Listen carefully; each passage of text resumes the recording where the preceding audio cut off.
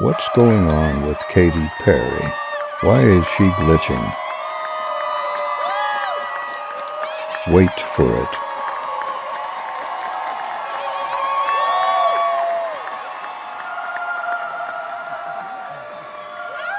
Today we're looking at celebrity conspiracy TikToks that will make you rethink everything. Welcome back, guys. Thank you to all the channel members for support. In today's videos, you know what I'm saying, we've heard a lot of different things about a lot of different celebrities. So today we're going to be taking a look at conspiracy theories about these celebrities. Let's try to get to 2K likes this video, and it says around 60% of you guys are not subscribed, so make sure to smash that subscribe button.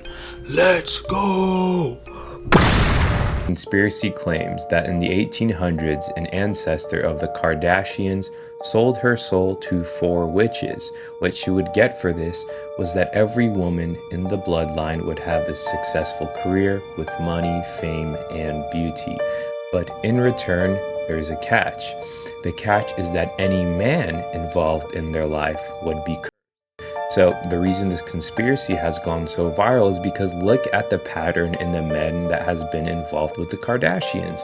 Example 1, Lamar Odom, extremely successful basketball player, struggled with addiction and overdoses. Rob Kardashian went from being a model and an actor to dealing with depression and barely being able to leave his house. Scott Disick, a successful businessman, now battling with alcoholism and depression. Travis Scott, hugely successful rapper, faced one of the most disastrous concerts in history with Astroworld, and many people passed away. Okay, Bruce Jenner transitioned to Caitlyn but was ostracized by her entire community. Then we have Kanye West. Unfortunately, we all know what happened with Kanye West. Justin Bieber has been seen for the first time since P. Diddy's arrest. Apparently so disturbed by what's come out that he's unwilling to talk about it and he's just focusing on being a dad. This is their full relationship explained. When Justin started off his career, he cited P. Diddy as one of his biggest influences. When he was 15, P. Diddy and Justin bonded after being connected through Justin's mentor, Usher. And P. Diddy used to be Usher's mentor too. When Usher was 14, he was preparing his debut album but lost his voice and his label considered dropping him. Eventually, he was sent off to New York to live with P. Diddy. In 2009, when Justin was 15, he posted this video of him hanging out with P. Diddy for 48 hours on his YouTube. Diddy refused to say what they would be doing for these 48 hours but said it would be every 15-year-old's dream. He then carried on saying that he'd been given custody of Justin because he was signed to Usher. Diddy had legal guardianship of Usher when he was doing his first album. Later they do another video in a recording studio and Diddy asked Justin why they don't hang out as often. The next few years Justin was seen out partying with Diddy fairly frequently. When they were out partying, Justin would often take his top off and be wearing sunglasses. A bit of digging here and whatever he's drinking in that bottle is not water. By the looks of it, Diddy had stupidly done some advertising for this aqua. Whatever is in Justin's bottle is definitely not water. And the colour of it is very similar to what Diddy is drinking, plus his friends and Cassie, who was also at the same party. Eventually, he was seen out looking in quite a state with other celebs like Kim Kardashian and Kanye West. Also, in this photo where he's praying with Kanye and Diddy before going on stage, he's wearing a t-shirt of Tupac. And Diddy has now been accused in court of paying $1 million for Tupac to be murdered. A clip of Khloe Kardashian talking on Keeping Up with the Kardashians has also resurfaced. From 2014, and she talks about partying with Diddy and Justin Bieber plus others. Says, well, at this party, I think half the people there were butt naked. In 2015, after Justin officially turns 21, they release a video of P. Diddy giving him his first ever shot. Clarify many times that it was his first ever shot. A year later, there's also a video of Diddy at Justin's 22nd birthday where Justin also looks very unaware of his surroundings. Then again, a year later, Justin ends up cancelling a lot of his tour dates because of his physical and mental health. He's pictured out a number of times having mental breakdowns and admitted that there were times where he was really suicidal. In the same interview in 2020, he said that he wanted to protect Billie Eilish from the music industry, saying that he didn't want her to go through what he had gone through and he wouldn't wish that on anybody. A year after that interview, a video was released where you can see P. Diddy patting down Justin Bieber. A lot of people seem to think that P. Diddy is asking him whether he's wearing a wire. Justin then shakes his head and then P. Diddy literally pats him down. In September 2023, so just 1 year ago, Justin actually featured on P. Diddy's album and posted this Instagram story about how much he enjoyed it and ended it with "Love you, Diddy." Then this September, P. Diddy has now been arrested and charged. If you're unsure why, I will be posting a video on this next. According to the papers, Justin seriously regrets his collaboration with Diddy and knew nothing about it. And that he had a long break from Diddy where he reckons most of this took place. I'm going to post what I think about it next. We ain't finna act like we ain't see what Kanye just said. This man really typed out, y'all, look at this. This is what this man typed out, y'all. This crazy, fool. So y'all see how Kanye said he seen magazines, but his mother had different joints. So I'm guessing they were magazines and probably DVDs. I don't know about y'all, but when I was young, I seen magazines and DVDs too. With my brodies, my brothers. But not once did we ever think about acting out on each other. When we seen that, we wanted to act out on a. I ain't never look at my brother and say, hey, let me your wood. Or to my cousin, let me your wood. Diabolical, y'all. So he said his cousin was 6. So how old was you? And what you saying, so you victimized your cousin. So I'm guessing you and your cousin had a hard time because you said your cousin is in jail for life for boop boop, a pregnant lady. And you said it's because you told him that y'all couldn't view magazines anymore, or you couldn't act on the stuff you was doing to him. If y'all want to see a longer video, make sure you tap into the tube. It's finna get dark. Dude, I wonder what Holy Spirit, what God, what guide influenced Kanye West that day to literally admit to the world, not to his homies, not to the bros, not to his girl, the world, everybody, that he did that. Like 10 celebrities that are banned in other countries. Number 1, Senegalese singer Akon is banned in Sri Lanka because of a music video where he is seen dancing in front of a Buddha statue. Number 2, Mia Khalifa is banned from her home country, Lebanon, because of her prolific acting career. Next, comedian Bovi can't enter the United States because of a visa issuing issue. China banned Justin Bieber because they believed he was a badly behaved entertainer. Justin Bieber is also banned in Argentina for defacing their flag during a performance. And he was once banned from Disney World for touching Mickey inappropriately. Lady Gaga is banned in Indonesia, and Beyonce is banned in Malaysia because her shows were considered too immoral. Her husband Jay-Z is banned in China because his songs contain too much bad language. The Beatles were banned from the Philippines because they declined a breakfast invitation from their first lady. And Selena Gomez is banned in Russia because of her open support for gay rights. Thoughts more? You think that I could be an Illuminati member? I think you potentially could be an Illuminati member, Dr. Phil. I don't think that you get this amount of power and influence and media coverage without taking a deal. With who? The Illuminati. They would come and say, Dr. Phil, we can offer you all the money, we can offer you power, we can offer you influence. You just need to take a deal with us. Could I be wearing a mask? You could. Could I get up and look? No, how are you gonna look? I'm just gonna... Yeah, go ahead. What do you think? I think that the technology is so advanced. Let me tell you, sister, if I was wearing a mask, it wouldn't look like this.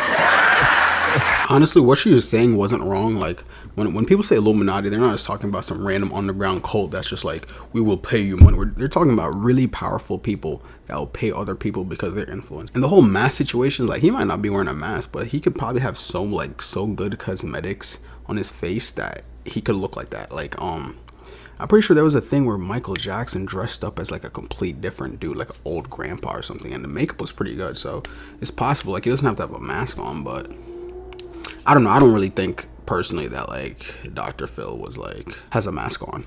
The craziest conspiracy theory about the Queen of Christmas, Mariah Carey, is that she lies about her age and no one truly knows how old she is. Your birthday's next month? I don't have birthdays. Well, I just have anniversaries. Well, Wikipedia, IMDb, and a bunch of other outlets say she was born in 1969. Google says she was born in 1970. And because Mariah won't tell us, she doesn't acknowledge time and she won't show us personal records, some outlets just put both years because they don't even know. Evidence for the icon being born in 1969 include her high school administrator publicly saying that her records show she was born in 1969. She graduated high school in 1987, which would make her born in 1969. Since she's a songwriter, her songs get put in the Library of Congress copyright catalog, which logs her age as 1969. And People magazine claimed once that they got a copy of her driver's license and it said 1969. But the New York Times literally did a biography on her and said that she was born in 1970. Her children's birth certificate allegedly citing the mom's age as born in 1970. And her own mother on Oprah said she was born in 1970. And in 1969, we were in that neighborhood. And in 1970, when she was born,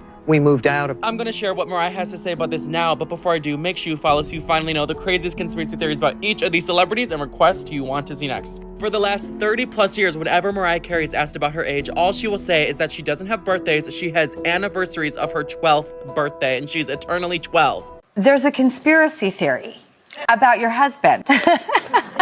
And I feel like I actually just need to bring up the picture that he might be William Shakespeare reincarnated. Well, because look. It's kind of nuts, right? I thought it was, I mean, it took seeing the photo for me to go, oh, I should take this seriously. I did a little digging. What'd you learn? So Anne Juliet is a play where what if Juliet didn't die with Romeo? And a lot of it is influenced by Shakespeare's wife. And her name is Anne Hathaway. It's weird, right? Hot. We're not commenting on that. It's like, we're back. No, it wouldn't. It would be great if it was true, but even if it's not, still kind of great. I love that your husband I just love that he's cute. I don't want to go on about it, but yeah. The last time we talked, the way you talked about him. I'm blushing. And you've been together, you just celebrated 11 years? 11 years married, 15 years together. 15 years together. Paris Hilton is shaking, and I know she's wondering, how did I get in it? Do you guys want me to keep doing these videos on Kanye West? Because this is going to be a every 2 day, like, circus, okay? And he's the clown, the biggest clown, the bozo. Paris Hilton got caught in the middle of Kim and Kanye's drama because Kanye West is now saying that he should have had a baby with Paris Hilton instead of Kim Kardashian. There's a lot to the story. Let's talk about it. Now, there's fed up, but I'm like beyond fed up. I'm a little scared for Kim. So many reports have come out. I've done so many videos. And now on the back end that they are saying that Bianca is divorcing Kanye indefinitely and that she's coming out with a tell-all book, that she's coming out with a lawsuit like Cassie, that she's also teaming up with Kim Kardashian to do all that. Now, I haven't really seen him with her on these rants. It's been him solo dolo. I don't think I've really seen him out with her since he came out in the black KKK hood and he was with DJ Academics. You guys have to tell me if they were together for that, but it's been a mess. And I feel like Kanye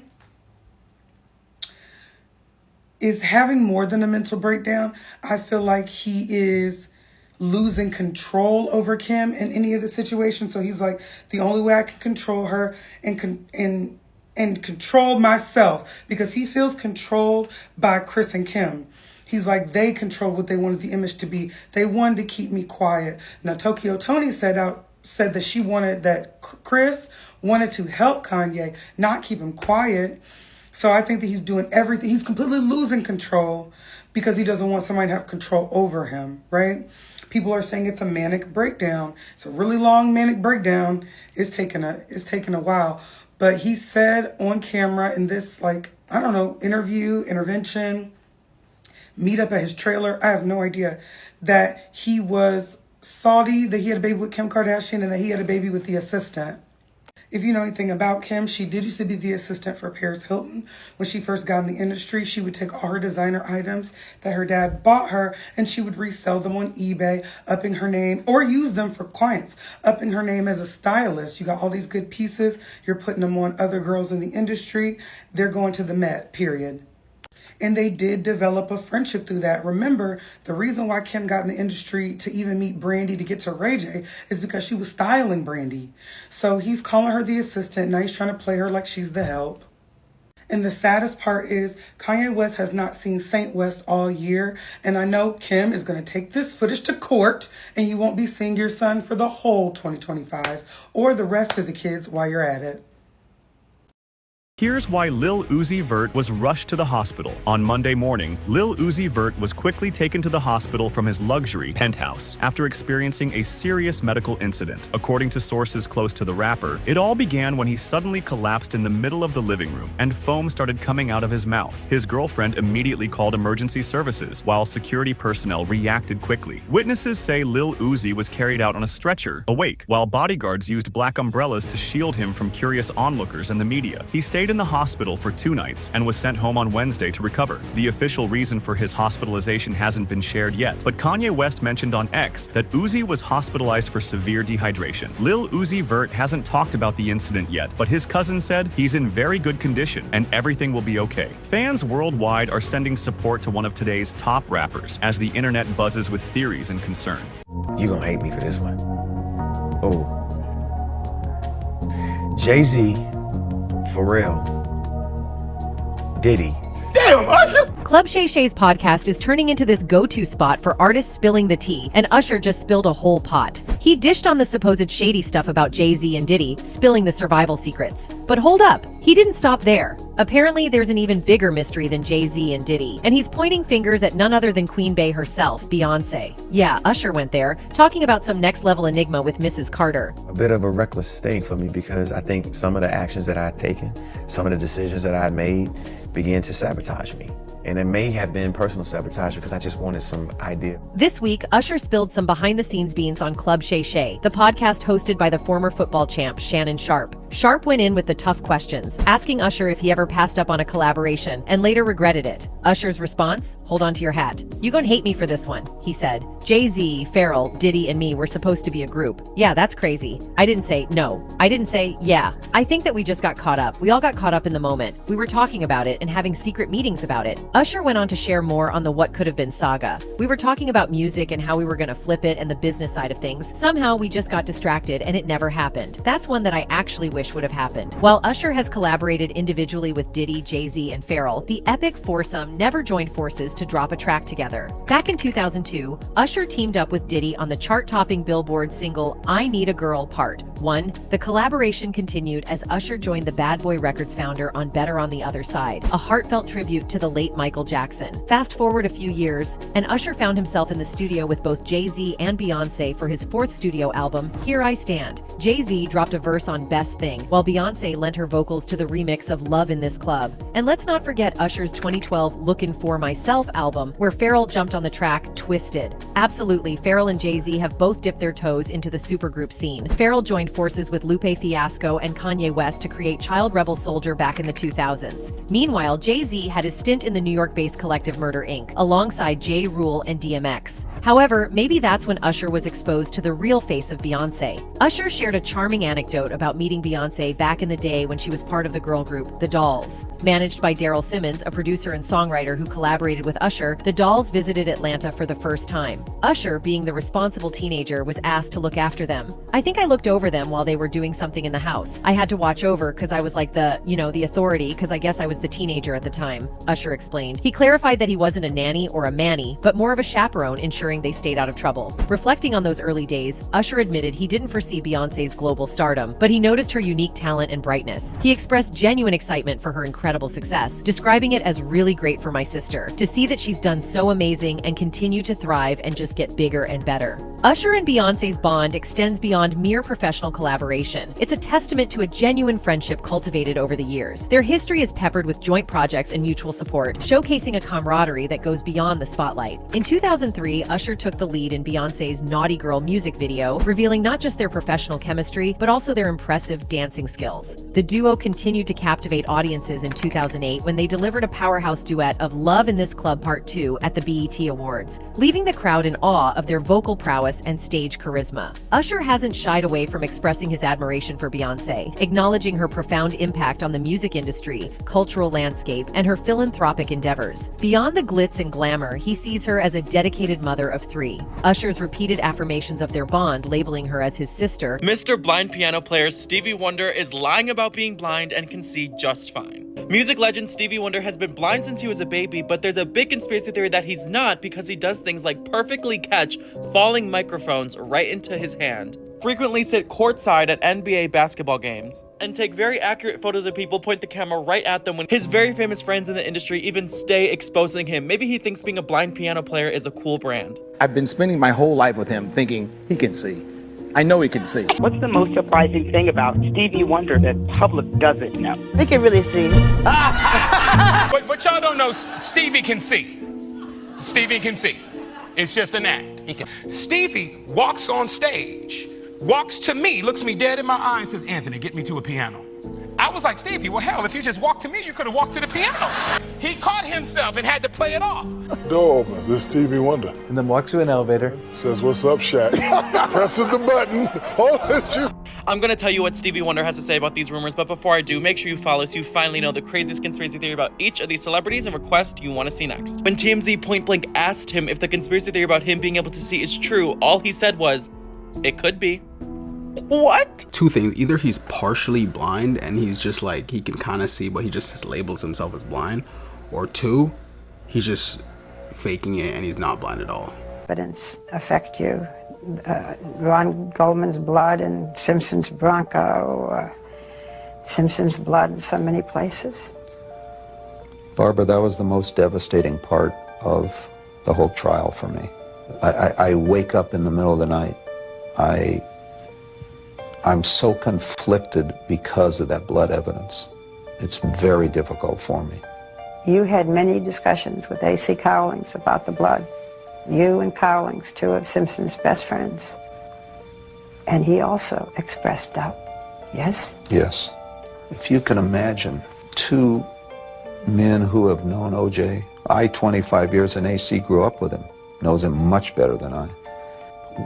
When we would talk about this blood evidence, we would go all over the board. We would go from innocence, he couldn't have done it, and list all the reasons why. Then we would say, well, but how did the blood get here? Maybe he did, and it was so heart-wrenching, Barbara. To believe that O.J. Simpson is truly innocent, you have to believe that the LAPD conspired to frame him. Do you believe that? Obviously, I don't believe the entire LAPD conspired. I believe a few individuals did some things that were not normal. But not a whole conspiracy. No, it's impossible. It has been reported that Simpson knew the night before the jury came in with the verdict that he was going to be acquitted. True? Absolutely false. So when O.J. Simpson walked into that courtroom, he did not know whether or not he was going to be found guilty. He had no idea, and neither did I. What was your reaction to the verdict? That morning, I got to the court a little early. O.J. was in his cell, and I prayed with him at that time. And I prayed to God, not that this man be set free, but that thy will be done. Only you know, God, what has happened here. Orenthal James Simpson, not guilty of in violation of Penal Code Section 187A. Mr. Kardashian, do you now doubt O.J. Simpson's innocence? Barbara, if I were on the jury today on this civil trial, because of the reasonable doubt, I would vote not guilty. That is not what I asked you. I asked you if you yourself doubt O.J. Simpson's innocence. I have doubts. Why? The blood evidence is the biggest thorn in my side. That causes me the greatest problems. So I struggle with the blood evidence. What is your relationship today with O.J. Simpson? The relationship is not the same as it once was, nor will it ever be. Why not? Because I have doubts. You will testify at Simpson's civil trial. If called, I am on the witness list. Will you say you had doubts? If called, I'll tell the truth, Barbara. If you had to do it all over again, would you have stood by your friend? To endure death threats on my life, to endure death threats on my children's lives, to lose a fiance, to suffer in my personal business. Because she was upset about this whole Because of the trial just took its toll. To have all these things happen to me, I would honestly say no, I would not get involved again. How do people treat you today? Not good. People, I guess, think I had something to do with this. Did Simpson ever say to you, Robert, I appreciate this, I know what you did? No. Would O.J. Simpson have done this for you? No, I don't believe he would, Barbara. You are a very religious man. Will O.J. Simpson go to heaven? I'm not God, Barbara. No, I know O.J. Simpson called you yesterday, and one can guess why, but tell what he said to you in that phone call. Well, what happened was that we released the transcript, and so he knew in great part what was going to be in the interview, and I made notes of the conversation. He said that there were many inaccuracies in the interview, including the allegation that a number of pictures in the house were changed for the jury, or that the lawyer, Nicole Pulvis, was there just to babysit him. He said there are knowledgeable people willing to refute these allegations, but that he can't because he's not allowed to discuss his case since there's a civil case pending. Simpson also said that Robert Shapiro never talked to him personally about a plea bargain. And as for Robert Kardashian, Mr. Simpson says that he thanked him profusely, many times, including once in front of 100 people, saying that his friend, he could never repay his kindness. He did say, however, that he and Robert Kardashian will remain friends. And here I quote, he said, I understand why he wrote this book. He said no one has written a book yet about the case, and donated the money to charity. Well, is Kardashian going to make money off of this book? Lauren Schiller told me that he paid Robert Kardashian for the interview, as he paid many others, but I don't think that Robert Kardashian did this to make the money. I think he really was troubled, and I think we'll have to see whether the relationship remains, although that's not our concern. Very revealing interview. Dude, OJ 100% did it, and Rob Kardashian, rest in peace, definitely knows that he did it. Something really weird is going on with celebrities. So Usher's got some really good songs and hits, but there's something really creepy about this particular video recorded in this year's Met Gala. Check this out. Usher! Hey. Watch how weird he is. I'm doing well, how are you? I'm good, I'm good. Good to see you, baby. Please tell me about your look. Alexander McQueen, it's a one-of-one. Sean McGuire and myself decided to put this amazing thing together. So he's being super nice to this person. He's answering all her questions. Initially. Up until now, everything is as it should. But then, this happens. Pay very close attention. A bit exotic, romantic, and but still within the garden theme. And tell me about the... It's all a part of it. Just everything. You're looking at I mean, this is a true thought, like a cohesive, full thought, you know? So he begins explaining how everything that you're looking at is a cohesive, full thought when she asks him about his grills. Okay. It's quite weird. When he's talking about it, I feel as if he's talking about something else and not the grills itself. And then this happens. And how did you interpret the theme tonight? Just that. I wanted it to be exotic. There's all different types of gardens. Some of them get a little dark. But you gotta have fun, right? What is going on here? What exactly is he talking about? And if we zoom in this particular moment, you'll notice that we can't see his pupils. It's as if his eyes went full dark. As if he's not even human. Or at least, this is what a lot of people on the internet are saying. Is he maybe using some sort of lens? Or is there something else entirely going on here? Do you know this woman? Her name is Michelle Lami, And if you follow me, you know that I usually don't talk about conspiracies at all, but this one was just way too good, and we have to talk about it. Michelle was born in France, and now she's about 80 years old, and she has lived one hell of a life.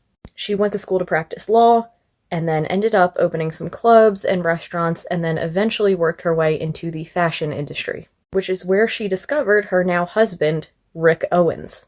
And if you don't know Rick Owens, he is known as the Dark Lord of the fashion industry. And if you know me personally, then you know that I have an obsession with fashion, which obviously you can't tell by my baggy t-shirt and my Neff beanie from 2012, but it's true. And I have always been a huge fan of Rick Owens because of how dark his work is. But Michelle and Rick have a super interesting marriage, and Michelle actually has been photographed with a handbag of Rick's head, which some of you might think is really weird. But if you know my wife and I, then you know we would probably do that because it's a little disturbing, it's a little dark, I don't know, I think it's super cool. But the thing about Michelle is that she is very notable amongst celebrities. That's obviously a picture of her and A$AP Rocky, but that is not the only celebrity that she is super tight with. Honestly, I could probably take up the entire 10 minutes just talking about the celebrities that she hangs out with. And we're talking big name, A-list celebrities. Kanye, Cardi B, the Kardashians, basically anybody you can think of, including Usher. So if you're following that whole P. Diddy thing, I don't know if that will be relevant and stuff will come out about Michelle, but I guess we will have to wait and see. But the conspiracy that seems to be going around is that Michelle is either some type of high priestess or some type of witch in the Hollywood industry. Michelle's also known for things such as dyeing the tips of her fingers black, her gold-plated teeth, and the line that she draws on her forehead every single day. And Michelle's never really given any type of actual explanation for doing these things. Obviously, the gold-plated teeth is one thing, but the fingertips and the line on her forehead is super interesting, and she basically just said it's to keep her grounded, but people think it could be symbolizing other things. And I guess this whole conspiracy just stems from the fact that every celebrity holds Michelle to such a high regard. And for what? I'm not gonna lie, she seems pretty cool, but she's not Rick Owens. And I feel like they respect her 10 times more than Rick Owens. And it makes sense to be in the fashion industry and be tight with celebrities, but this is a whole different level. There's so many details that I really could make a full-length YouTube video of this, just talking about Michelle. So I won't get into that here and bore you guys. If you're interested, I definitely suggest you go do your own research.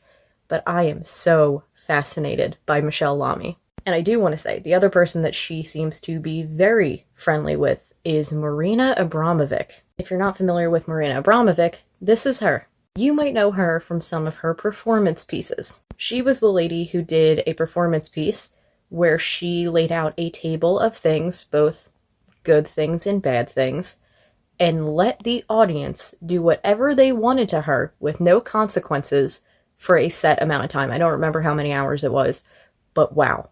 And that performance piece just fascinates me because that takes a really strong woman to be able to stand there and allow people to do things like that to her and just use that as a social experiment. I always was so fascinated with that. I just thought she was so cool for doing that. But there's a lot of conspiracies surrounding Marina as well. I don't know if you guys saw it, but I was a big Lady Gaga fan, and there's a video on the internet, I don't know if it's still up, of her and Lady Gaga doing the Abramovic method or something like that, and it is just the most interesting and strange video I have ever seen in my life. I'm not dissing it by calling it strange, because it is strange. It's interesting, it's fascinating, I don't understand it, but it's pretty cool. So, I don't know what it's about, but I could probably do another video on Marina as well, so if you guys are interested in that, leave a comment and let me know, because I'm honestly dying to do it. But yeah, so leave a comment and tell me what your theories are on Michelle Lami. Do you think that she is a high priestess, the way that people make her out to be? Or do you think she's just a super cool person in the fashion industry? I really haven't made up my mind yet, and I just think she seems to be a very cool person with a very interesting taste in style, and I don't know, unless something crazy and sketchy is going on, I kind of want to hang out with her. So drop a comment, let me know. What do you think is going on with Michelle Lami?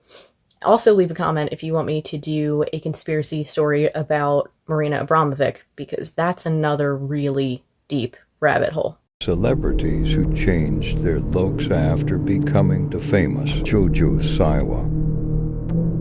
Brussels sprout. This is supposed to be the trick, but it's definitely a treat for me. I like Brussels sprouts. What? Similar to Miley Cyrus Bangers. Britney Spears' Slave for You. That for me was very important, that I brought back crazy. You know what I mean? Dove Cameron.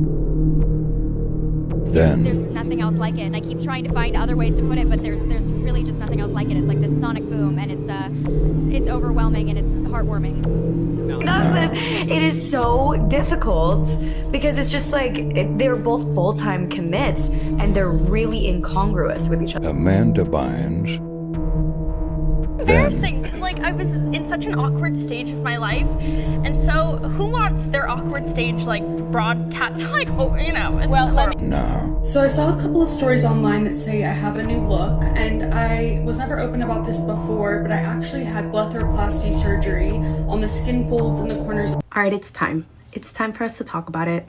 I don't even have an intro for these because, damn it, they are bad. These are probably some of the worst blind items, if not the worst blind items I've ever read. So Henry Cavill's blind items, let's talk about it.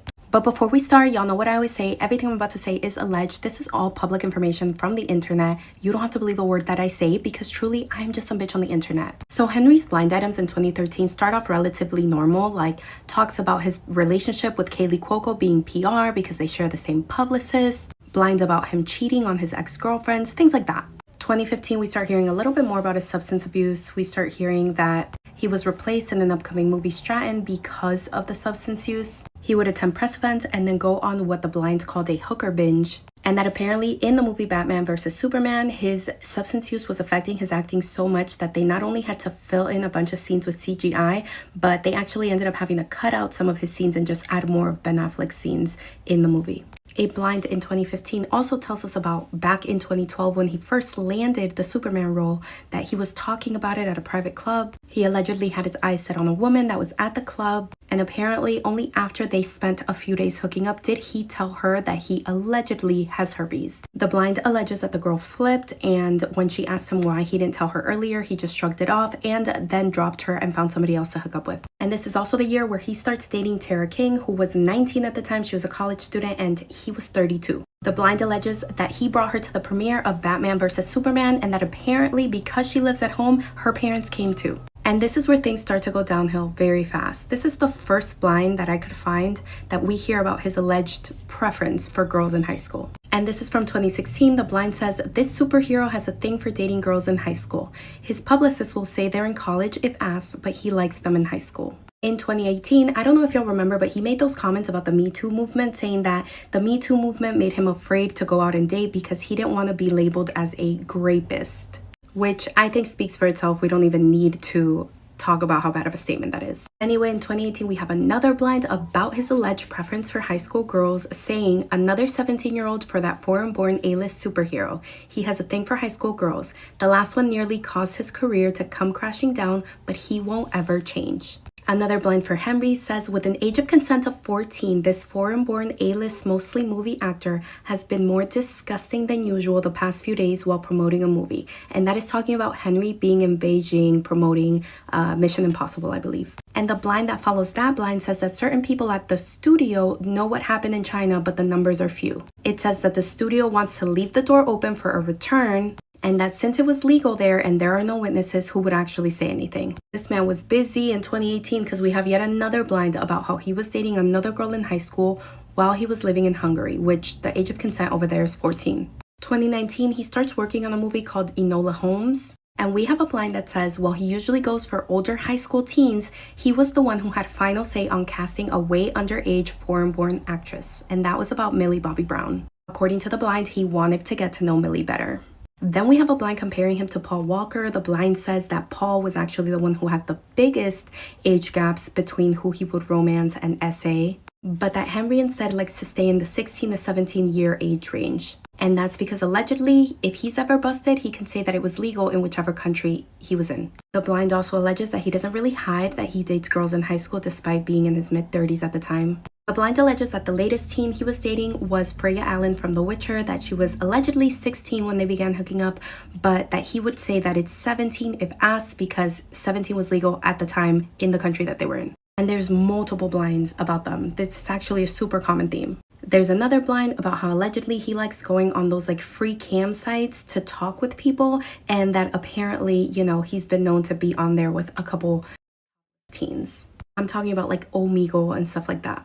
Then we have another blind about Millie Bobby Brown saying that her people really wanted the world to know about her relationship with Joseph Robinson, who is age appropriate, because it would be a great cover for being with the superhero that was already on everyone's radar. And that superhero is, of course, allegedly Henry. Now, around the time that Freya turned 18, there was a blind that alleged that because she was now turning of age, that he no longer wanted her and instead was pushing for the studio to bring in younger girls to film The Witcher.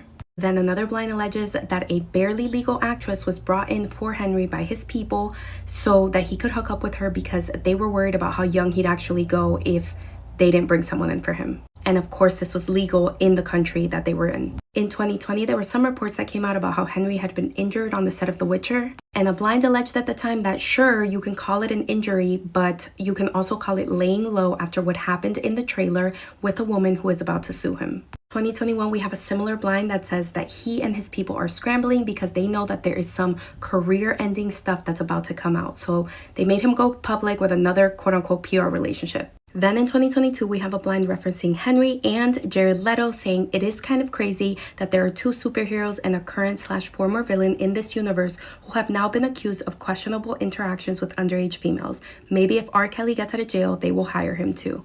They being the studio. Another blind in 2022 suggests that his friendship with Millie Bobby Brown is not necessarily called brooming, but that he likes to call himself her acting coach. The blind also suggests that he does not care what people think about him because he knows that he will get roles. Apparently, he had 0 consequences for Tara King. He had 0 consequences for the co-stars Freya and Millie Bobby Brown, and he doesn't care if cast and crew do not like him. He basically continues to be awful. We have another blind about how his people are trying to get ahead of a situation. Apparently, it has to do with another underage teen, even though it was legal in the country that it happened in, but that they believe that they can throw money at the situation and make it go away. And since 2023, I haven't seen any more blinds about Henry, but this one says, the foreign-born A-list actor who has a problem waiting until his date turned 18 hired someone to follow an actress who is barely over the age of 18. Apparently, our actor is super possessive and wants to know what she's doing all of the time. And that is, of course, about Millie Bobby Brown. That's everything I have for y'all on Mr. Superman. Let me know what you think in the comments below. Did you know about this? Was any of this surprising to you? I know for a fact him and Jared Leto have been sort of speculated to have had these underage relationships for years now. But I think personally it's just really shocking when you go through them like one after the other, after the other, after the other. Ugh, it's disgusting. You ever been to a P. Diddy party? Yeah, several, many, honestly. And so, can you take us through like what goes on, like when you were there? Money Right. and sex. Were you surprised that there were so many cameras in his houses? No! So let me ask you, when you hear that Cassie was told to hire male escorts to come in what they call freak-offs now, Yeah. Is that something normal that Yeah. happens in Hollywood? Yeah. Freak-offs. Hey, everybody know that. I've been saying it. So why does Puffy, why now? Why? Because he's the acceptable monster at this time. Like R. Kelly was the last time I sat on this couch. So who's next? Y'all don't see the lineup? Jay-Z is setting Diddy up.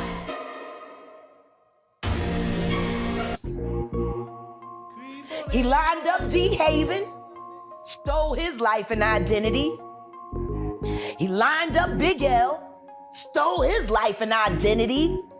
He lined up Dame Dash, stole his life, identity, and took his love. Lined up R. Kelly. He wants to be the one.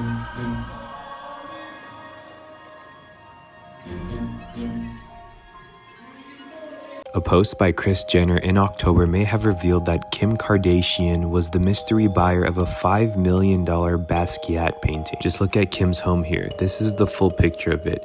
It was bought in 2017 at Christie's, and if you look at who owns Christie's, you'll find it's the same people behind Balenciaga. You're gonna start to see how everything is connected. Christie's sells some very interesting artwork, including stuff by Jake and Dino's Chapman, and here's one of their pieces of artwork, probably one of the only ones that I can even show on here. Kim K was actually also in a bidding war with Tom Brady over a George Condo piece for $2 million.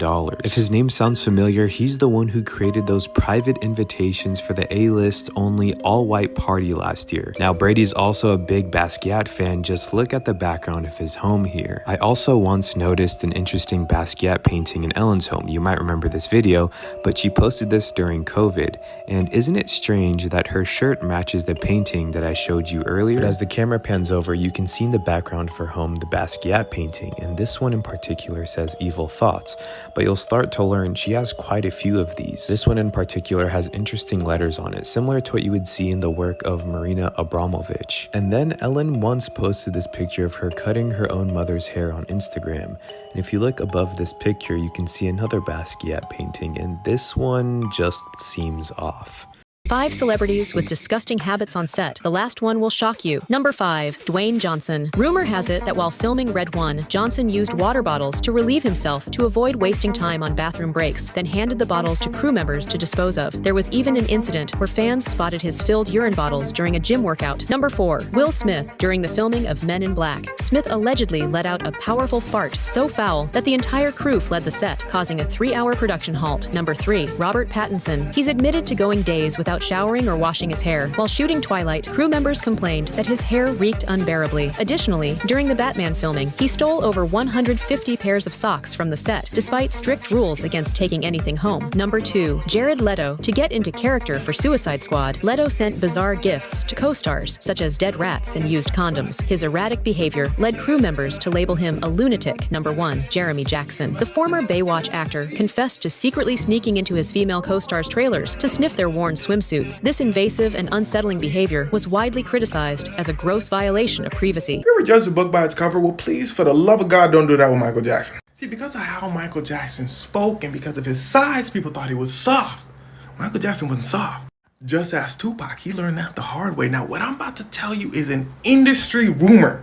But there's a reason why people didn't just dismiss this rumor off the bat. But that'll make more sense as the story goes. Okay, Tupac had a problem. It was a dark and stormy night. Maybe, I wasn't there. And he was walking out of an industry event with his girlfriend, Kidada Jones. Now, as they're walking out, Tupac is cussing her out. Tupac was known to be very passionate. He could get heated. But see, Tupac had a problem. And that problem's name was Michael Jackson. See, there's something I forgot to tell you. Tupac's girlfriend, Kidada Jones, was the daughter of Quincy Jones, a record producer who worked very closely with Michael Jackson. So Michael Jackson saw Kidada as a niece. So Tupac basically cussing out Michael Jackson's niece. Michael Jackson did Tupac? Tupac said, Michael Jackson did Tupac. Hey, yo, Pac!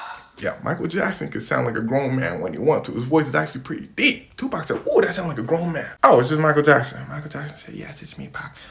You don't talk to her like that. No, you don't do that. Pac said, man, they grabbed Pac. They said, Pac, chill. That's Jackson. Tupac said, man, Michael Jackson, Michael Jordan, Michael Bublé. He talking crazy. They said, no. We said, that's Jackson. Hands Jackson. He be throwing them things. Yeah, word on the street is Michael Jackson could fight. You gotta understand, Michael Jackson grew up with a hard father and a bunch of brothers. If there was a problem, you get in that boxing ring and you throw hands. Michael Jackson was quick and very coordinated. Y'all seen that boy dance. They said it was the same in the ring. Tupac said, yeah, and I'm Tupac. They said, we know. You can't fight. Yeah, word on the street is Tupac liked to fight, but his hands wasn't all the way there. Kidada said, yeah, that's Uncle Mike, Pac. I wouldn't do it. Pac said, man, didn't I tell you to quiet down? Michael said, oh, so now that you done heard about me, it's all quiet now, huh? Tupac said, who quiet? Jackson goes, you? Ooh, spooked him. Listen to your little friends. But like I said, Tupac be getting it in. Tupac said, hell no. So the two start scrapping. A scuffle ensues.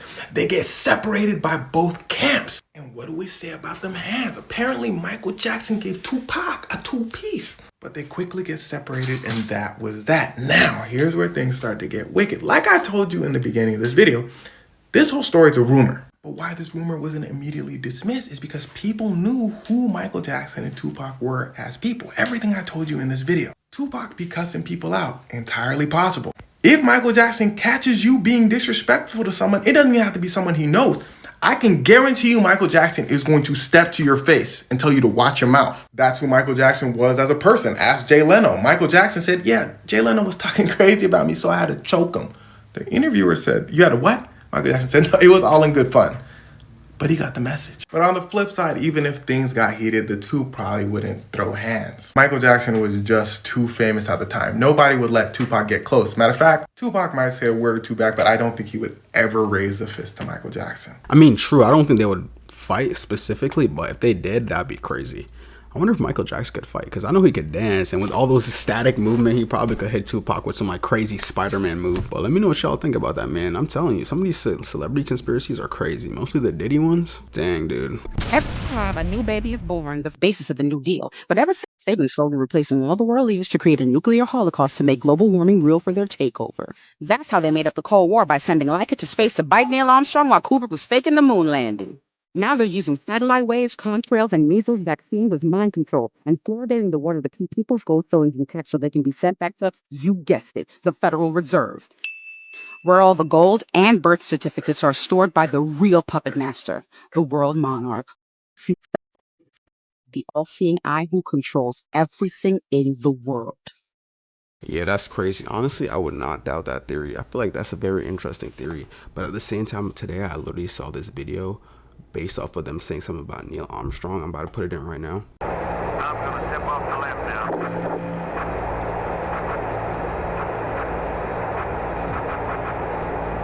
It's one small step for man, one giant leap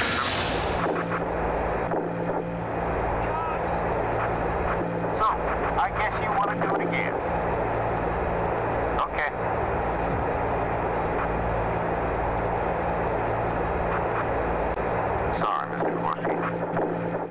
And sometimes I'll be thinking to myself, like, yeah, the space landing could be fake, and it probably was. Maybe it really was fake. But like, how would 400,000 people or all those people in that area just not like come out with it eventually, right? Like, how would they not like slip up and say something? As it uses its giant head to block any creature that tries to get in. The safety of the community literally rests on their heads.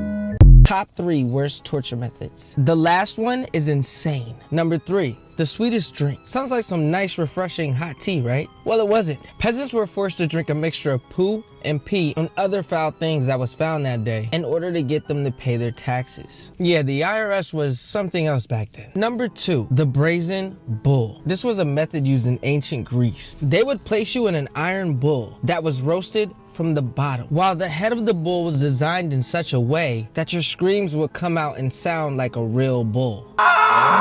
Before we get to the last one, imagine this. You're about to be put into a brazen bull, but your third act bursts into the room to come and save you. Let me know who it is and if you're doomed or saved. Number 1. Rat torture. This was used in medieval Europe. The victims would be tied to a table and have a metal cage filled with starved rats placed on their abdomen. The cage was then heated by a flaming stick, causing the rats to panic. They would desperately try to find a way to escape. The softest place to dig through being your abdomen. They would quickly bite through the stomach, causing unbearable agony, and the victim would not survive. This is why rat torture was one of the... Hi, ladies and gentlemen, this is one you do not want to miss. This is breaking news. California health experts are warning, please watch what you eat as far as seafood.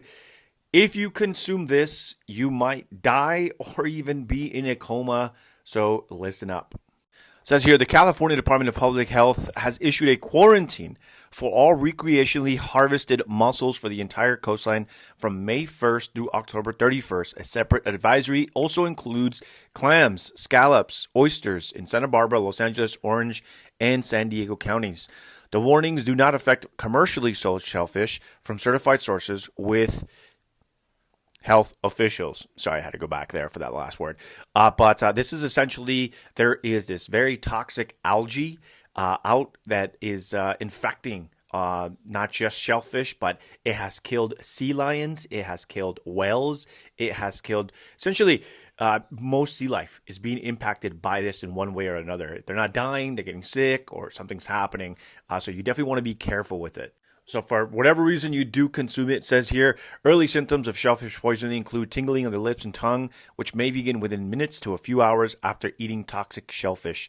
The CDPH said in its warning, these symptoms are typically followed by a loss of balance, lack of muscular coordination, slurred speech, and difficulty swallowing. Milder symptoms of shellfish poisoning include vomiting, diarrhea, and headaches. In severe cases, people can become paralyzed and die from asphyxiation. So again, this is due to a toxic algae that they are warning against, that the sea life is consuming. And so you just want to make sure that, you know, you're getting properly sourced, that it is being FDA approved, etc. So maybe steer clear from it to at least October. But yeah, man, and please share this with people, especially if you're in California, dude. We need to be looking out for each other, right? Like, hey, especially if you're a big shellfish kind of guy. I'm into oysters. I'm into clams. I love that stuff. But yeah, just be careful out there, folks. Have you guys seen this? I mean, it's like literally something right out of the movie Get Out. When you see some of these text messages, let me just show you. So an interracial couple went out on a date for the first time in Mississippi, and these are the text messages that followed. She said, I definitely enjoyed our night out, but I don't think my parents can find out about us. He said, same here, and why? She said, they despise black guys. My last black boyfriend, let's just say it didn't go well. They literally set him up to be put in jail for life for something he didn't even do. Google blank Wellington. I really like you, but I don't want anything to happen to you. He said, I like you too, and yeah, that's crazy. I went to school with him. Maybe if you sat them down and had a conversation with them, they'll loosen up. Think they would be down for dinner? She said, I'll ask because I really like you and I will not lose you. He said, I don't want to lose you either. She said they're down to meet up this evening and he agreed. Here's a screenshot he shared meeting her parents who are actually brain surgeons. He then snuck into her room and found these messages on her phone between her and her mom. Her mom said he seems well put together, but it's something about him me and Jeff don't approve of. He seems like he would be good around the house for things we need, but not for a relationship. Try to convince him to start working for us, and once we take a trip to the mountains this summer, well, you know the rest. Mom, I really like him. Can I at least keep him? He's very sweet. Not at all. Dating a black guy in the South, especially Mississippi, is not recommended. Do as you're instructed, please. You'll find someone better. Okay, I'll let him know that Jeff is hiring for work around the house and that we will go from there. By the way, he thinks y'all are really nice people. Good. We need him to continue thinking that. He then said he just left and this is why he will never date outside of his race, and she still doesn't know that he saw those messages. Let me know what you guys think about this, and as always, I'll keep you guys updated. Yo, that sounds like something from Get Out. Like, I don't know if you guys have ever seen Get Out. It's a really, really good movie. I liked it. Probably like, you know what I'm saying, top 5 for sure. If you guys haven't seen Get Out, definitely check it out because it definitely reminds me of that. And the fact that her parents are also brain surgeons, definitely giving Get Out vibes. In 1945, a farmer was slaughtering chickens by chopping of their head. But one chicken named Mike stayed alive because part of his brain was still there. Mike could still walk and peck, which amazed everyone. Farmer fed Mike with an eyedropper, giving him water and small grains of corn. Sadly, after 2 years, Mike choked on a piece of corn and died. A disturbing act on the one train has police asking for your help. We want you to take a second and look at your screen. Police say the man on your screen is wanted in connection to another man on the northbound one train. This happened this past Saturday at 4 o'clock in the morning. Police say this guy demanded money from a 27-year-old man sitting on the train after making some sexual comments.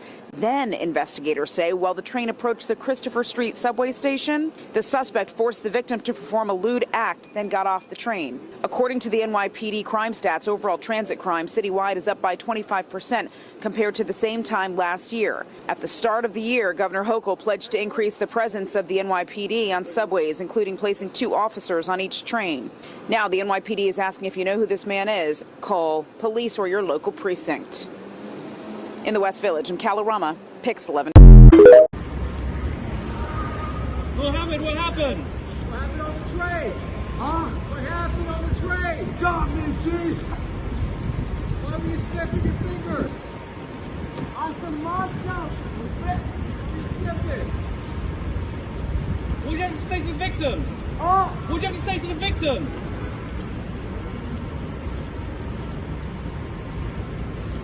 Save the victim. What do you have to say to the victim? Why did you do it? You know, we don't do that. We don't do that stupid stuff. You're not gay. Do it. You're not gay. I'm not gay. Do it. You're not gay. That's not gay. That's not gay.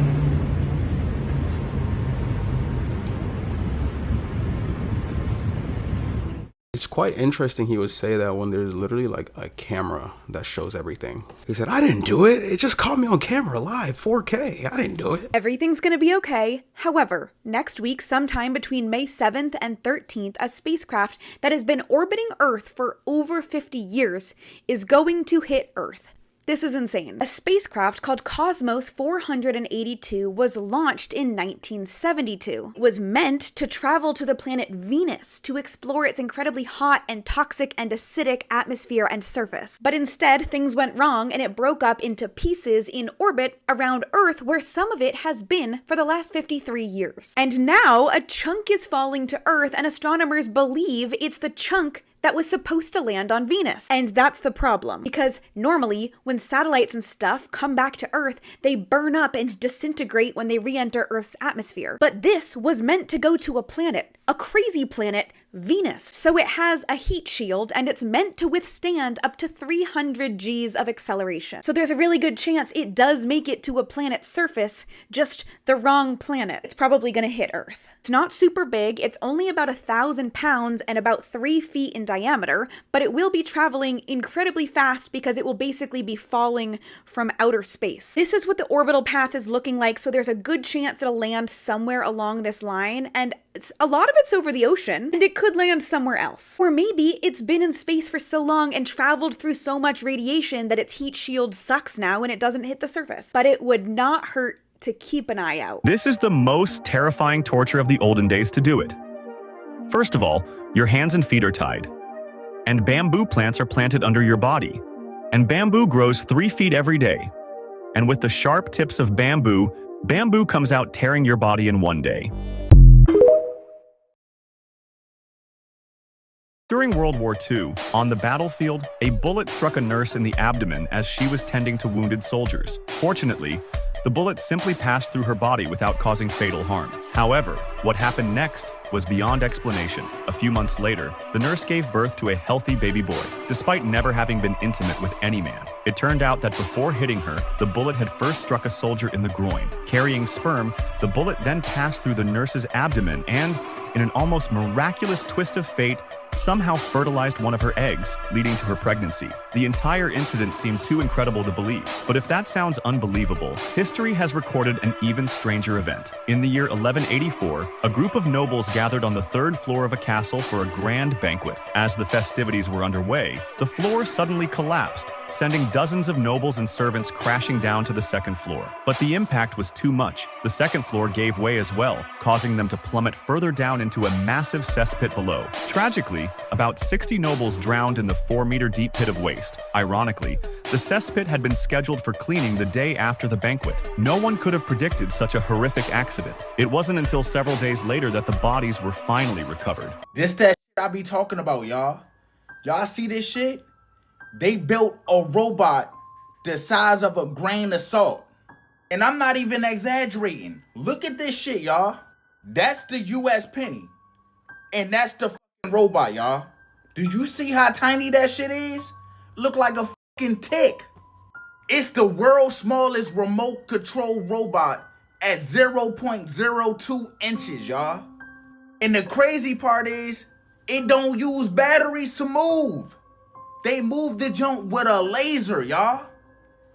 Imagine something this small being a robot that don't need batteries and it can move it with a laser. Now they say they're using this for medicine. They're using it in the hospital, in the medical field. Now the question is, do you really think they only use this for medicine, for the hospital? They can make this junk walk, crawl, go flat. Like, come on now. If it can do all the movements, what else can it do? What, spy on you? Track you? Inject you? I'm just saying. I thought shit like this was only on movies, but now we're seeing it. It's in real life. So you gotta start thinking. Things that we see on movies, a lot of the times, it's either here or it's real, and they just don't show us until they want us to know. So they say this been around since 2022, but we're just hearing about it in 2025. So over the course of them 3 years, what were they using this for? Drop a "they already watching us" in the comments if you feel what I'm saying. Because if these things been around, they probably been on us, in our house, on our clothes, in your ear, in your body. You never know. I've heard that they've been working on technology that can go inside your bodies, open up your arteries, and like generally help you have better health if you're like suffering and stuff like that. So maybe that's what that's for. I hope that's what that's for. So this woman wants to unalive her somewhat famous husband so that she can be with someone much worse. Now the woman's name is Victoria, and she's around 30 years old, and she's living in Nevada, and one day she meets someone kind of famous. This guy, Aaron. And Aaron's around 45, and he's one of the hosts of this TV show, Ghost Adventures, where they go around to different haunted places looking for paranormal activity. And so Victoria meets Aaron, and she thinks he's kind of fine. And soon enough, they start dating, and they fall in love, and eventually they get married. And they have their wedding at the Haunted Mansion in Disneyland because, you know, ghosts. But anyway, things are going great for them. They're in love, Aaron is on a successful TV show, and it doesn't seem like anything could screw this up. Until a few years go by, and for some reason, though they haven't been married that long, Victoria starts feeling lonely. Maybe it's because Aaron's off filming his show all the time, or maybe it's because she's jealous of the attention he gets and she doesn't. I mean, I'm speculating here. We don't really know why she's lonely. But Victoria starts becoming unhappy. The thing is, it seems like Aaron doesn't really know that she's feeling this way. I mean, maybe she's just not communicating this with him. But one day in 2024, everything changes because she's watching this true crime docuseries. A docuseries about this guy, Grant. Grant is 35 and he's actually in prison right now. Why is Grant in prison? Well, if you remember, about a month back, we actually covered Grant's story. And if you don't remember him, let me remind you of what he did. One day in 2019, he comes across a cam girl site and he starts watching this cam girl. Her name's Sylvie. And Grant thinks Sylvie is fine, and he starts donating money to her. And over time, he becomes obsessed with her, and he starts stealing money from his family members to donate to her. In fact, little by little, he steals over $200,000 from his family, and he just donates it all to Sylvie. And his family becomes desperate to get him to stop talking to her, so they end up taking his phone away. And in retaliation for taking his phone away, he gets a pew-pew and he unalives his mom, his dad, and his brother. So for that, he gets convicted and he gets life in prison, which he is currently serving. Here's the crazy thing though. Prison hasn't actually stopped Grant from being obsessed with women. I mean, he's kind of well known now. Like, his story is famous. He's had a whole ass docuseries made on him. And because of that, I guess women around the country have been writing to him while he's in prison. Like, oh my God, you're so fine. As if he didn't just get convicted of murdering his whole family because he couldn't have this cam girl. No, these women want him. Like, sometimes he'll have phone contact with them and he'll respond all creepy like, "Hi, my precious little kitty. I want so many more pictures and videos, and this is just amazing that I get to see you like this. Those beautiful little that I just want to fucking bite on." Buh. So yeah, I guess in prison, he got game? Anyway, so back to Victoria. So in 2024, she watches this whole documentary about how Grant went crazy over a cam girl and unalived his whole family.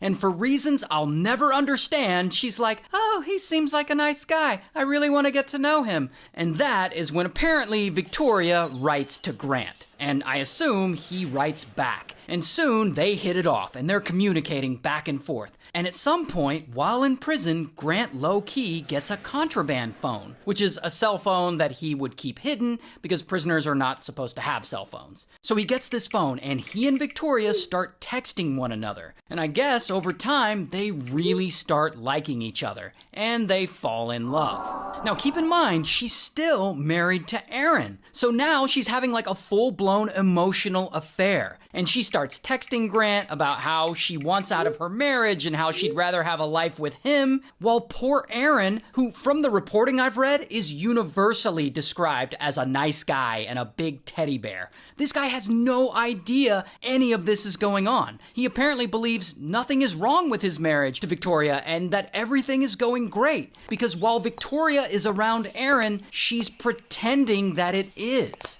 Now, this is where things get really messed up.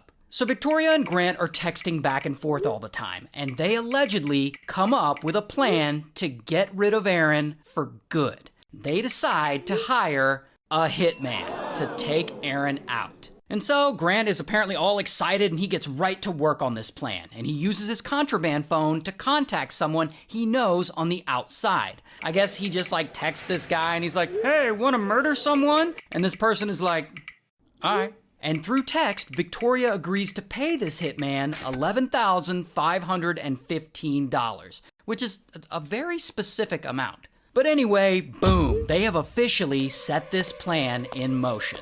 Meanwhile, in front of Aaron, Victoria is still pretending everything is fine and that she's happy in this marriage. Like on Instagram, she posts pictures of them together on a plane, while he's still oblivious. Like on their wedding anniversary, he posts a picture of their wedding saying, "2 years ago today, I got to marry my best friend. I'm so lucky to have you in my life." While at the same time, she's texting Grant, talking about the hit that they're about to pull off and saying things like, "I'm so anxious, Lolo. I just can't believe it's happening." And then she asks, "Am I a bad person?" While Grant's like, "Of course not, baby. Why would you think that?" And she's like, "Because I chose to end his existence, not divorce." And by the way, I didn't make these texts up. These are word for word what they texted each other.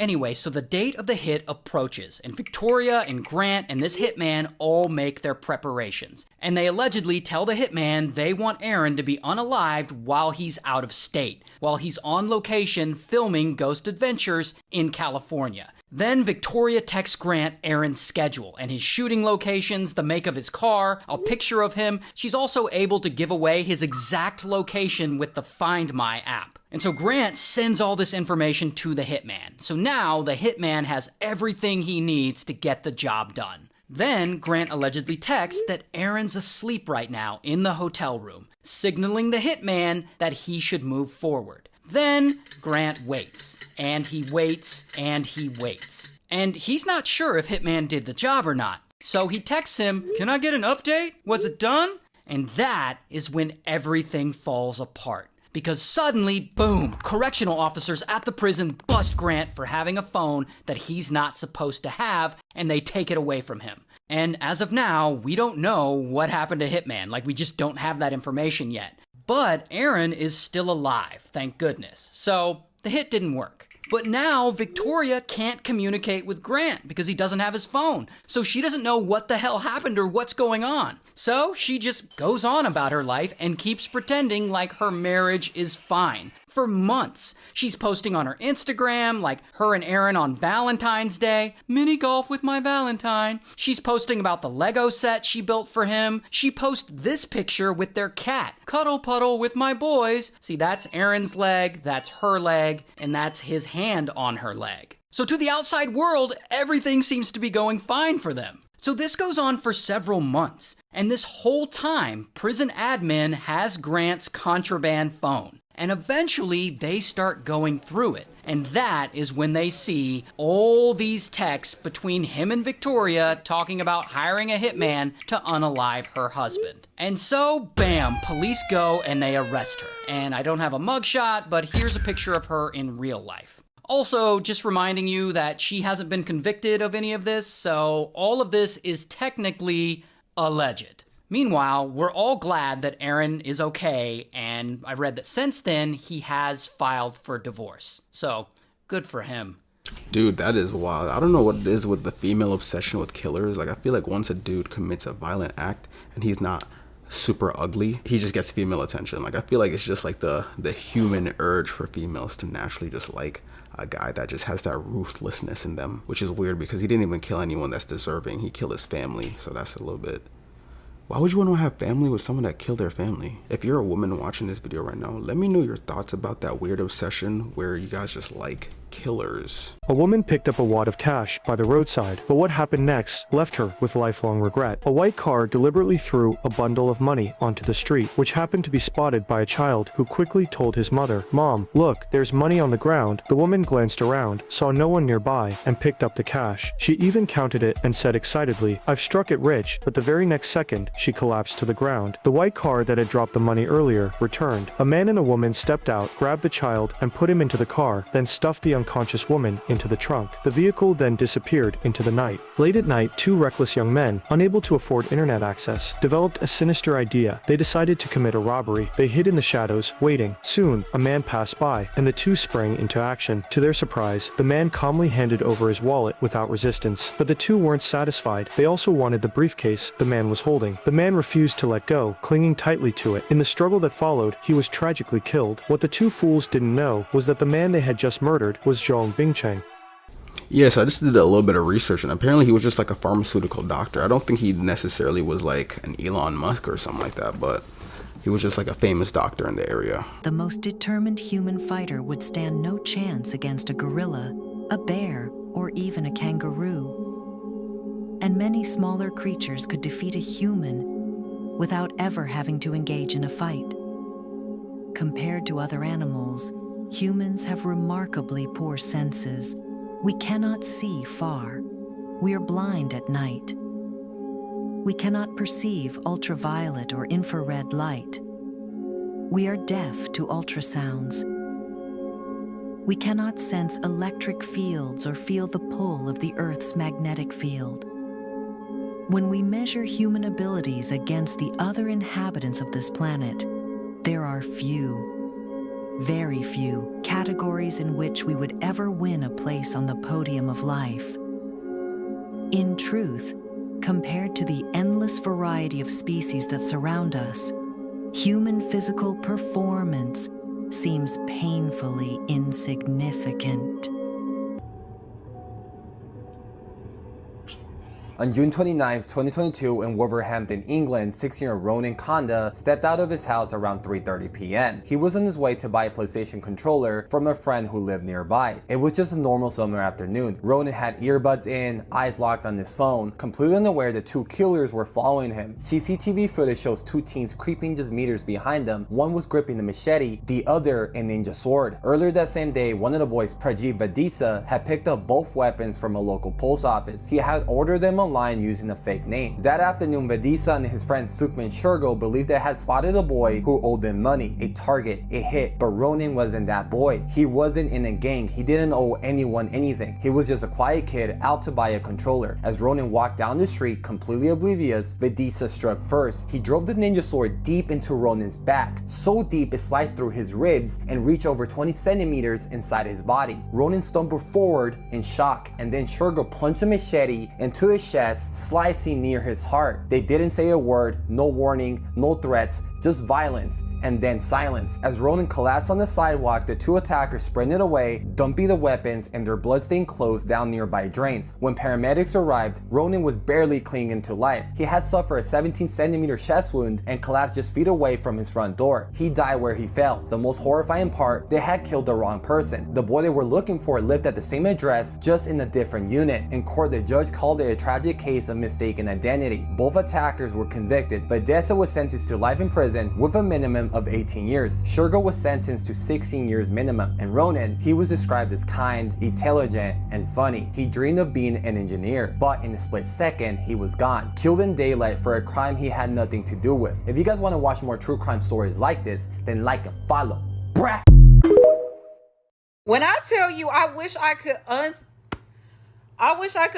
the video I just saw, y'all. A 20-year-old tourist was shredded by a shark, y'all. This happened in Mexico. He was a 20-year-old Michigan tourist, and he went to Cancun, Mexico, the beach in Cancun, Mexico.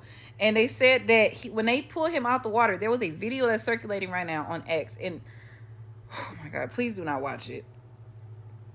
When they pulled him out of the water, y'all, I thought it was, I honestly didn't even think it was a person. They're saying that he went into the water to rescue actually someone, as a way of rescuing someone, and he got caught in a wave and attacked by a shark. Now, this is him. They carried him out of the water, and obviously he did not make it. It took 72 hours to find him. His name is Alejandro. Y'all, they say he was a really sweet person. He's 20 years old, and he was a student in Michigan. This is so sad. They say the only thing they could identify him by was his head. Everything else was shredded. This is signs of a shark attack, y'all. They have not got the shark that did this to him. This is so heartbreaking. Honestly, they probably won't be able to find the shark. They do have ways of trying to track it down, but unfortunately, his remains were so bad that they couldn't even identify him at first. They had to ask his family for samples of DNA, and they matched it, and they said that the only thing was the head that was there. So Nicki Minaj, being a diva, sort of leads to this guy getting kidnapped. Let me explain. So it all starts with this guy, 6ixI9, and he's a rapper, and we've talked about him before, but this is a different story. So one day in 2017, he films a music video and puts a bunch of local gang members in it, because he thinks it'll give him street cred. And during the shoot, he meets this guy, Harv, and this other guy, Shotty. So Harv and Shotty are both high-ranking members of this gang, 9 Trey Gangsta Bloods. And these guys recruit 6ixI9 into their gang for real. And they do a lot for him. They give him protection, they beat up rivals for him, but most importantly, they give him the street cred that he needs. And partly because of this street cred, 6ixI9's career blows the fuck up.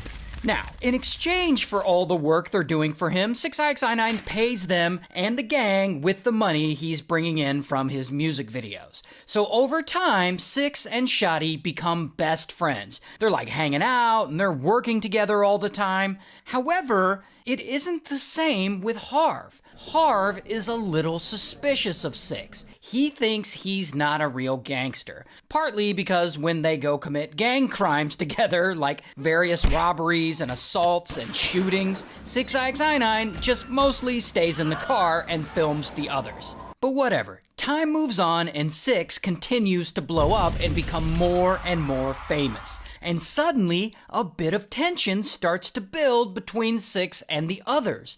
I mean, he's becoming a celebrity, and it seems like maybe Harv and Shotty are jealous of all this money he's making off the street cred that they gave him. Not only that, these two are jealous of each other, and over time, they start arguing and fighting over who's gonna control 6's career and get the most money from it. So eventually, bam, Harv and Shotty split. And poor 6ixI9 has to choose who to side with. So naturally, he sides with his old friend, Shotty. But then, one day, in 2018, shit gets really crazy. Because 6 collaborates with another rapper, Nicki Minaj, and they film a music video together. And on the day the music video is about to premiere, it's 4 a.m. and 6 is at a local strip club.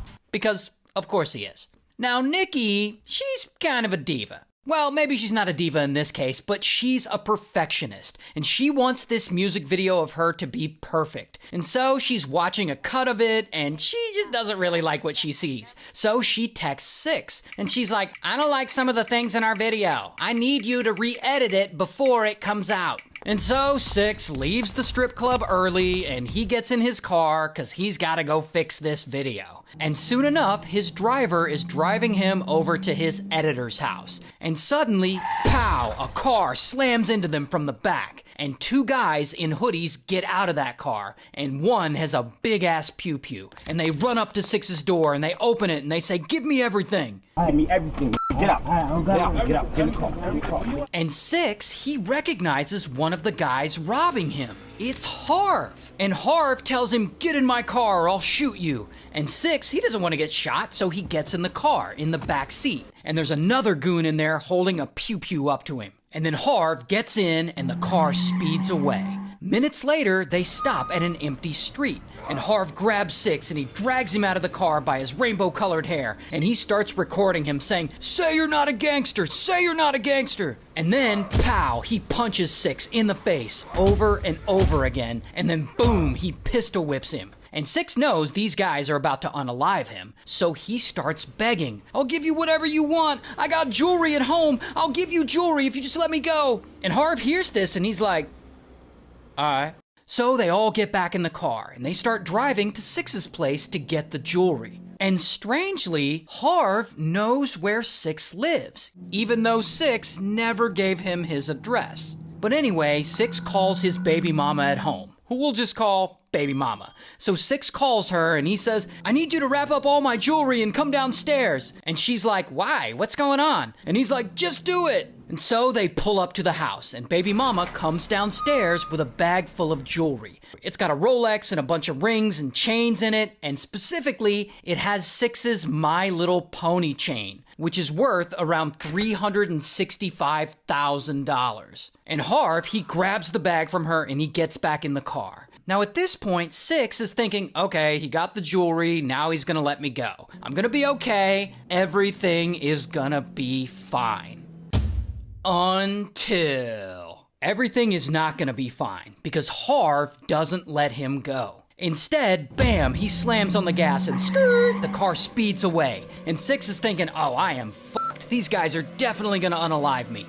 Minutes later, they park on a back street. And Harv, the goon, and Six, they all get out. And Harv, he's still got that pew-pew. And he says, come here, Six, let me tell you something. And Six knows what that means. It means he's about to die.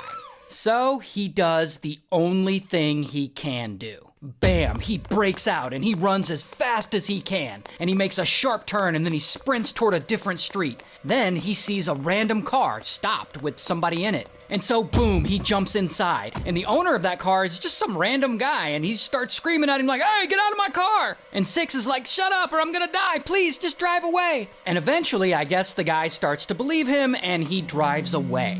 And so Six finally manages to escape Harv. And later, he's lying there in the hospital, recovering from all the beatings Harv gave him, and he's wondering, how did Harv know where I live? It's a brand new address. And only 2 people had this new address, Baby Mama and Six's old friend, Shotty. So Six starts to wonder, is Shotty out to get me too?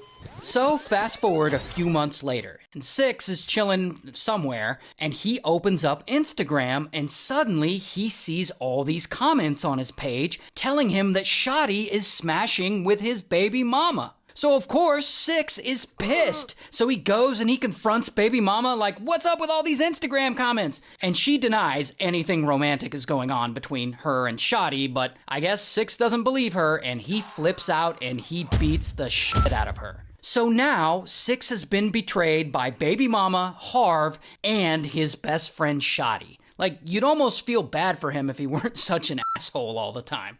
And to make it worse, because of all his past gang activity and all the crimes he's been involved in, the feds have been watching him for a long time. And eventually, they build up a strong enough case against him, and bam, they arrest him. Here's his mugshot. And they also arrest Harv, here's his mugshot, and they arrest Shotty, here's his. And they also arrest a bunch of the other members of their gang too.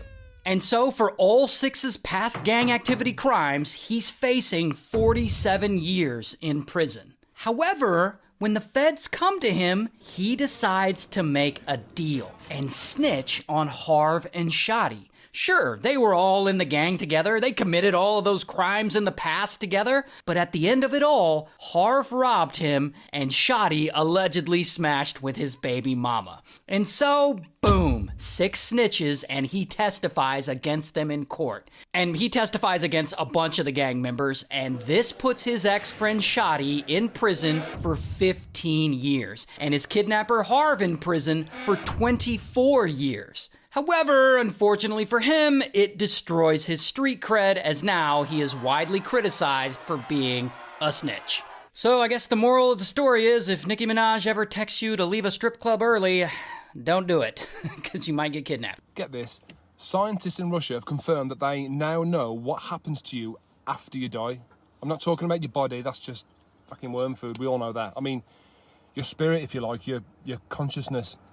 I read it on the Russian version of Google last night called Yandex. I don't know why this is not all over the fucking media right now. I've not slept a wink.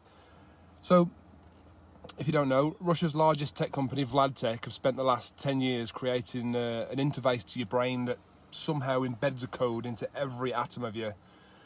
So when you die, they can then locate that code within you, and it's like an Apple AirTag but on a more expensive, grander level. So they can basically see where your electricity, spirit and memories go to, and they call it a SIC code, soul identity code or something like that. And what they just discovered was fucking mind-blowing. So the first volunteer who passed away, they followed his code, but lost it because it was travelling faster than anything they can record. An hour later, when the computers caught up and refreshed, if you like, the SIC code settled in another galaxy called, oh, I've written it down somewhere, Jade's GS-Z140, which is over 1 billion light years away. It's one of the furthest galaxies that we know of. This is life-changing for us all, of human beings. I cannot believe no one's talking about this. And apparently the scientists don't know why it stopped there. Do we all go there? You know, what's it doing there? It's... I'm speechless. Dude, who knows where your consciousness really goes when you die? It could go to a whole nother different plane of existence. Scientists just made one of the biggest discoveries ever, and people are losing their minds. So you've probably heard of hydrogel before, which, you know, if you used to play with Orbeez or anything like that, that's what it's made of. And there's many other things that it is used for. Now, we all know the pain of getting a cut, or especially a bad injury or wound. What they do is they plaster it up, they bandage it up, and it's going to take quite a long time to heal, right? Depending on how bad the cut actually is, it can take anywhere from a month, 2 months, even up to a year if it's really, really bad. But scientists at the University of Bayreuth in Germany have just made one of the craziest discoveries ever. And I'm not joking when I say this is literally groundbreaking. What they've done is develop a hydrogel so advanced that it is paper thin, and somehow it mimics human skin. Yeah, in a number of ways such as flexibility and also taking on its healing capabilities. So this tiny thin sleeve that will be put on instead of like a bandage will now be able to heal wounds 90% in 4 hours and fully within a whole day, which is absolutely game changing for the world, and once this becomes mainstream when they've done more testing, it's insane. We now know exactly what happens when you're in a coma, and let's just say it ain't pretty. This is probably one of the worst things that could ever happen to you in your life. And this doesn't just happen to people in comas. I mean, let me explain. First of all, we all know what a coma is. Sometimes people get put in them medically, sometimes you just end up in one. Often comas are quite short, but sometimes they go on for years and years and years. You're literally being fed while you're asleep. But one big question people have had for a long time is, what actually happens when you're in a coma? Like, do you dream? Does it actually feel as long as it's been? Or does it just feel like you've gone to sleep, woken up in the morning, but it's 5 years later? There's been a lot of Reddit threads and talk online about this recently, and this is mental. Interviews done with around 10 different people who were in long-term comas had completely different opinions. Around 3 of the people had said that it was just nothing. They just went to sleep, woke up, it kind of felt longish, but then they were just back. 4 people said that they were watching a dream, but it went quite quick and then they woke up. One person mentioned having locked-in syndrome, but no one realised they had it. So they could see, feel, hear everything for 3 years, but no one knew. But then you get to the 2 other people. Take a listen to this. These 2 men had said that they didn't even remember going into a coma until they woke up. They were in a car crash, and then they remember being in hospital, waking up, getting out of the bed and going and living their lives. One man actually said that he had his dream house, dream car, wife, family, kids, a job which was high paying. He was pretty much living his dream life. Until after living his entire life, he woke up in the coma in the bed. He had imagined his entire existence while he was inside of this coma, and a couple of the people on this test said the same thing. There's also been reports of this just happening day to day, not people in comas. People in a car crash passing out, they live an entire life and then they wake up and it's been 5 minutes. The brain is crazy, and we know how insane it is from dreams that we can have that feel extremely real, which is why this sort of stuff actually does happen. Imagine biting into a burger, but instead of chicken, it's made of thousands of mosquitoes. In some parts of Africa, people consume mosquito burgers during the rainy season when massive swarms of mosquitoes appear. They simply wave their frying pans in the air, and the bottom of the pan become covered with mosquitoes. And due to a lack of protein sources in these areas, people of Africa prefer to make mosquito burgers to fulfill their protein requirements.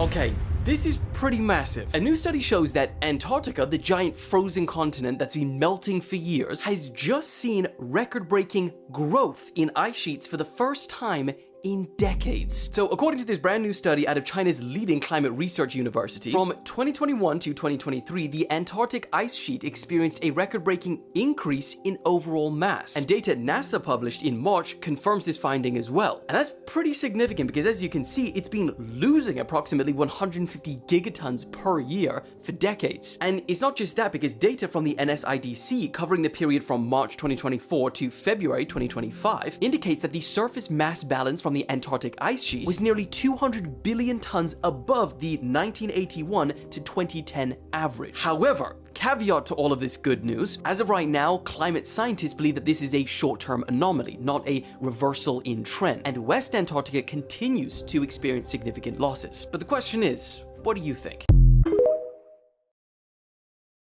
Why it sucks to be born as a Justin Bieber. You grow up in poverty without a father, but it turns out you have one talent. You sing on the street, and your mom uploads your videos to the internet. One of them goes viral. At 13, you get signed to a record label and become a global celebrity. Your face is on every billboard. Your songs are everywhere. You have no friends, only bodyguards, managers, and obsessive fans. At 18, you start acting out. Fights, drugs, inappropriate behavior. Your childlike voice disappears, and the world says you're no longer the same Justin. Everyone hates you, even though just a moment ago they treated you like a god. You try to turn your life around, start singing about Jesus and love, but people see you as just another troubled star. You have money, fame, fans, but not a normal life. You realize. I like how he started. It was like, this is what you'd be like if you were a Justin Bieber. I feel like Justin Bieber definitely went through a lot. I mean, fame at that young of an age is crazy, because a lot of people probably would be like, yo, I would love to be famous and rich at 13. But the amount of baggage and like stress, just how tiring that must be, should be insane. I feel like once you hit your 20s and you get rich and famous, it still could be a burden, but I feel like, you know what I'm saying, it's way more manageable than being a 13-year-old kid and has no idea what's going on in the world. You barely even know like division, and you're out here being rich and famous, millions of dollars. Everyone's looking at you like a god. That's crazy. Everybody listen up. You need to get in your seats right now. Hey, you kids, step forward, please. Facing forward, thank you. That's what I like. Whoa, whoa, whoa. Everybody hang on.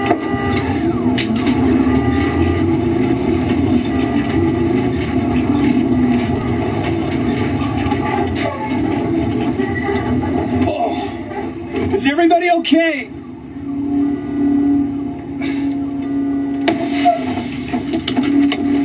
Kids! Kids!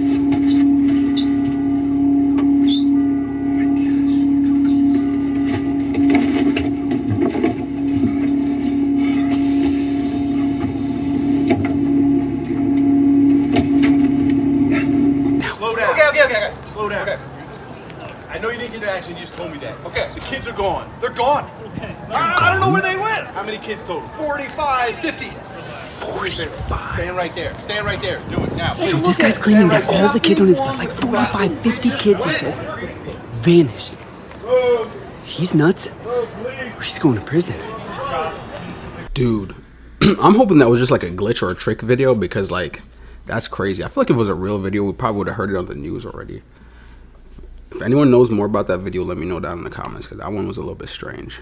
What is the creepiest glitch in the Matrix you've experienced? It happened in early 2000 when I was working at a juvenile detention center in a small town in Oklahoma as a corrections officer. I was working nights at the time and went to work at 9 p.m. This one night when I arrived for work, my supervisor looked confused and asked me what I was doing there. I said I work tonight. And he said, but they said you called in a few hours ago saying that you were sick. I was a bit confused and said it must have been someone else and they got the message wrong. After everyone else showed up for work that night, it was a bit more weird, but we carried on as usual and assigned everyone their places for the night. I went to work in the control room where I usually work. The control room is the center of the prison that has direct control over the cameras, doors, phones, and everything. After I relieved the guard on duty and settled in for the night, I looked at the message that said I called in. It said that I had called at 6:50 and said that I had gotten sick while out cleaning up after the storm. There had been a storm the night before, and it was a bit bad, but not anything that I wanted to go out to clean up. It was truly weird.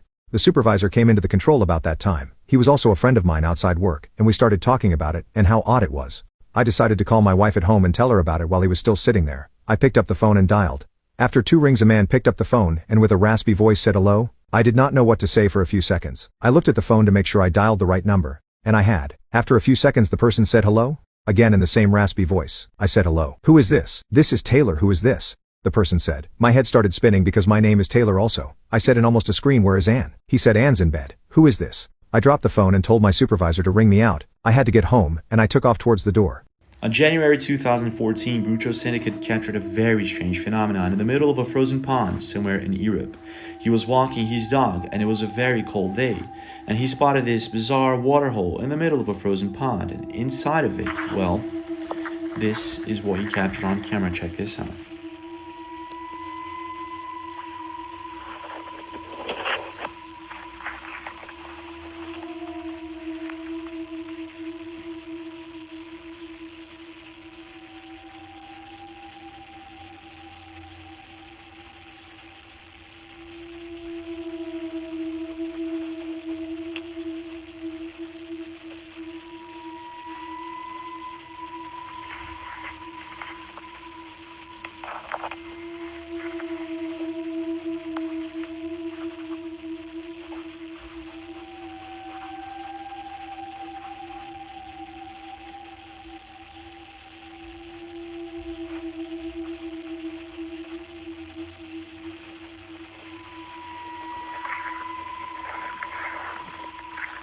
What the fuck? This right here is the most important post you will see today.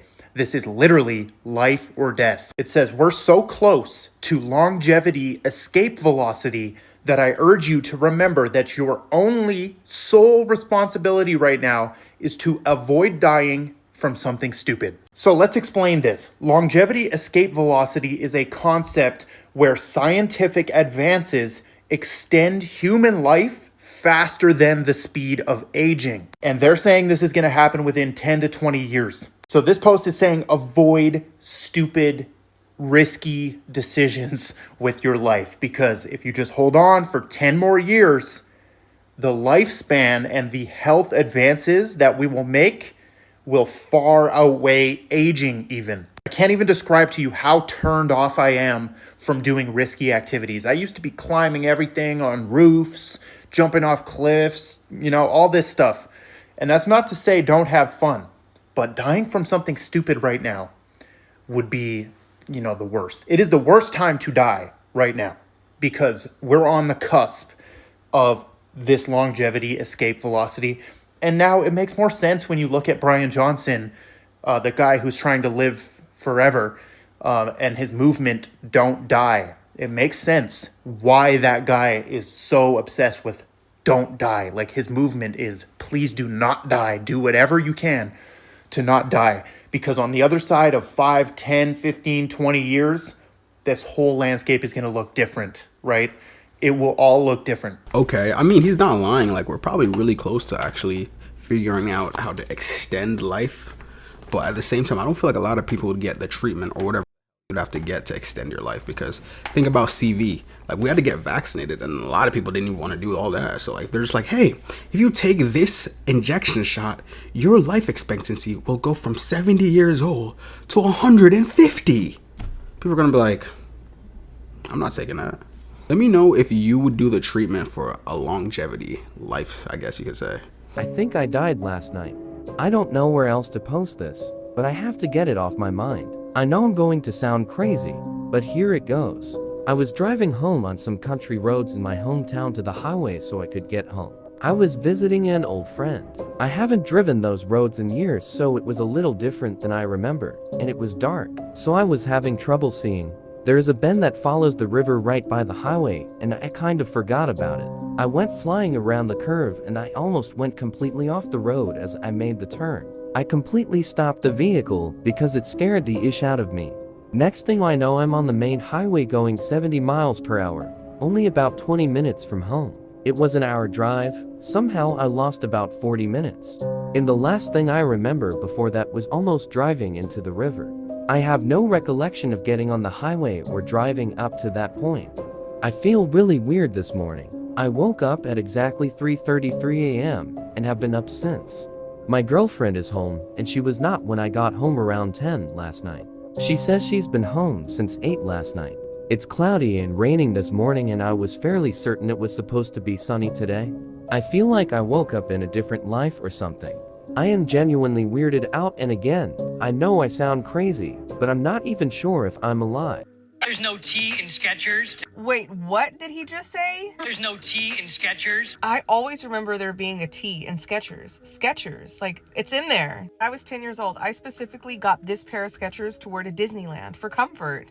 And I remember there being a T. Like, I remember the T. Look, there's videos of people spelling Skechers with the T all over the place. Here's another one, Skechers with the T. Even this one, it has a T in it.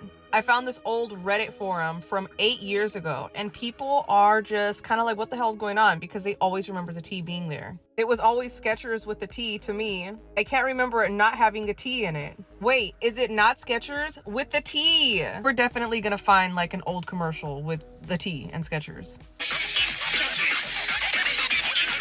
Skechers, it's the S. Okay, maybe there never was a T, because this looks familiar, but the more I look at it, the more unfamiliar it looks. Never will be.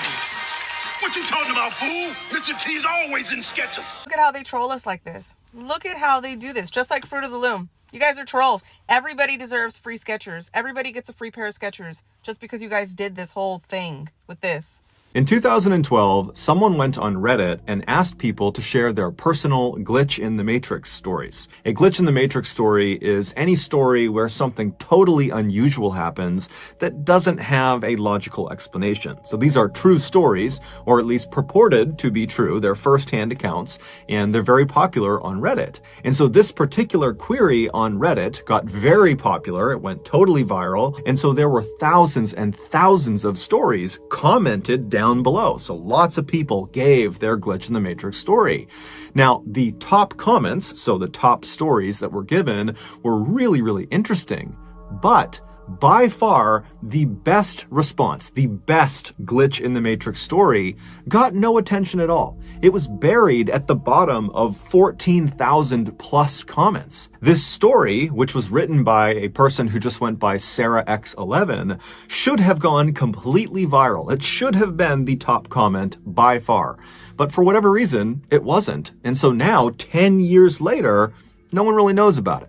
While we don't know for sure if Sarah X11's story is true, as it is just an unverified first-hand account, what we do know is that this was the first story that Sarah X11 had ever posted to Reddit about glitches in the Matrix. The majority of her Reddit activity consisted of liking cute pictures of cats and dogs. So this person, this user, was not on Reddit for clout. Also, when Sarah X11 posted her story in this Reddit thread, there were already thousands and thousands of comments posted. So if they were trying to get recognized through this story, they chose the worst post to do it on. If you want to get recognized in a comment section and be a top comment, typically you have to be one of the very first comments after this thing gets posted. And so she's posting after thousands and thousands of people have done this. So in my mind, it seems like this post by Sarah X11, this story, has got to be true. And even if it isn't true, it's one of the coolest stories I've come across on the internet that is guaranteed to give you goosebumps. Okay, here we go. In 2006, a 20-year-old woman named Sarah started having some very strange dreams about a woman named Aurora. She had a very striking face with sharp features and long black hair. Now, her dreams varied. Sometimes Sarah was in a crowd of people, or she was at her office, or she was just alone in a room. But in all of her dreams, Aurora would always show up. Either she would interact with Aurora and they would speak, but Sarah could never remember what they actually spoke about, or Aurora would just be in the crowd or in the background just watching Sarah.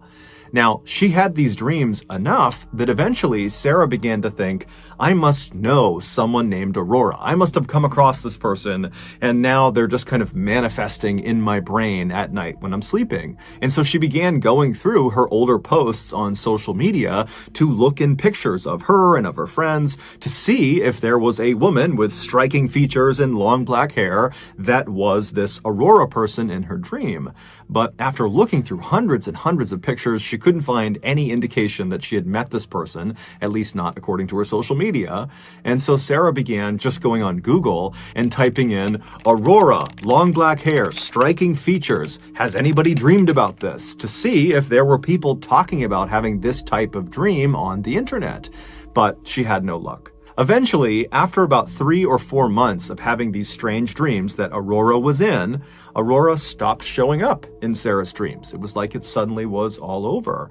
And so very quickly, Sarah just kind of forgot about it. A few years later, on Halloween night 2009, Sarah and a friend pulled off the highway into a gas station. They had been out with some friends celebrating Halloween, and now they were making their way back home. Sarah pulled into an empty spot right in front of the convenience store, and after they were parked, Sarah and her friend got out, they went inside, they got some snacks and drinks, and then they came back outside and climbed back into Sarah's car. A few moments later, Sarah had turned her car on, she had backed out, and she had driven past all of the gas station pumps, and she was making her way towards the single-lane strip of road that merged out onto the highway. It was how anybody who got into this gas station got back out onto the highway. And so as she's getting closer to the entrance of this short merge road, her phone suddenly rings. What happens next occurred over a span of just a few seconds. So it might seem like this is over several minutes, but this all happened pretty much simultaneously.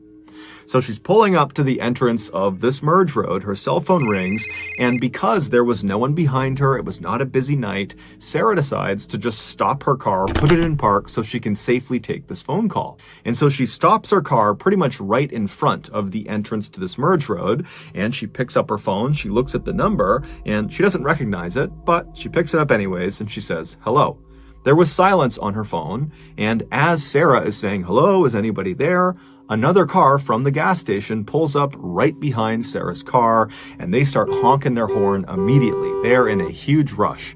And so Sarah, who's totally embarrassed that she's blocking traffic, she hangs up the phone, she puts it down, she puts her car back in drive, and she hits the gas.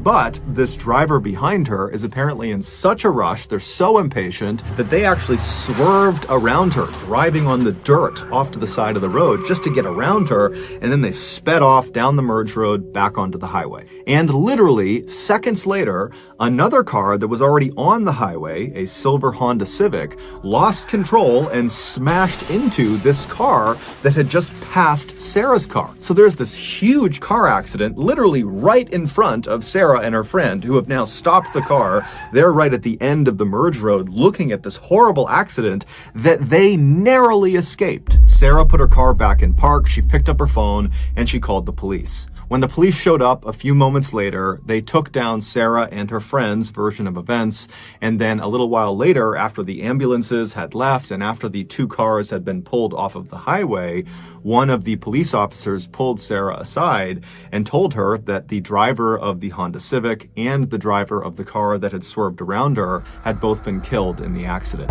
Shocked, the only thing Sarah could think to do was to call back that number she didn't recognize that had effectively stopped her from getting onto the highway and maybe even stopped her from being hit by that Honda Civic. And so she wanted to talk to this person and thank them for saving her life. But when she called the number back, the person did not pick up. However, it went to her voicemail, and it said, "Hi, you've reached Aurora. Leave your name and number after the beep." Sarah could not believe it. She said she had never felt goosebumps like that in her entire life. The next day, Sarah tried calling the number again, and this time the woman, Aurora, answered the phone. The two got to talking, and Sarah explained her crazy dreams and now this crazy car crash thing and how it's all connected. And Aurora would tell Sarah, like, "That's amazing. This is a crazy story you're telling me, except I didn't call you last night. I have no idea how you got my phone number." And so at the end of this phone call, the two women really had not reached any sort of explanation for how this came to be, how they came to be talking.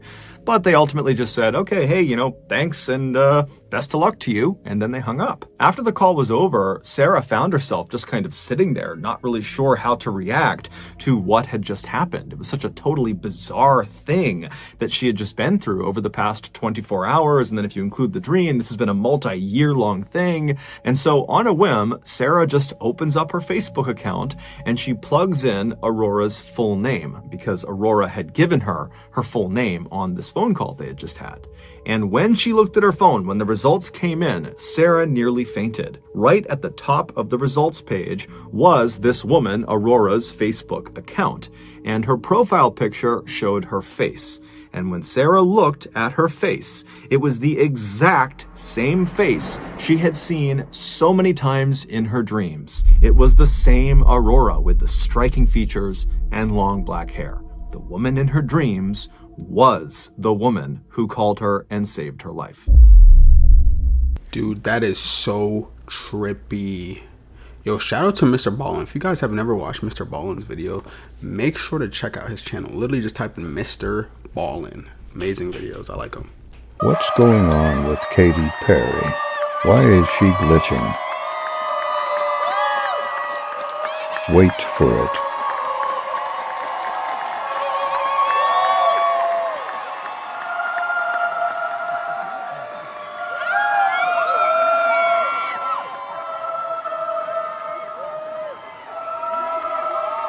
Make even more noise for my band. This is how you've become trapped and controlled by the Matrix.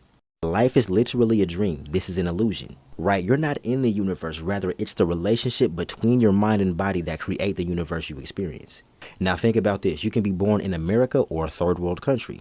You can never leave your house, spend your entire life traveling, or spend your whole life in prison. You could have been born 30 minutes or 30,000 years ago. My point is that you're only aware of what you've experienced from the time you were born until now.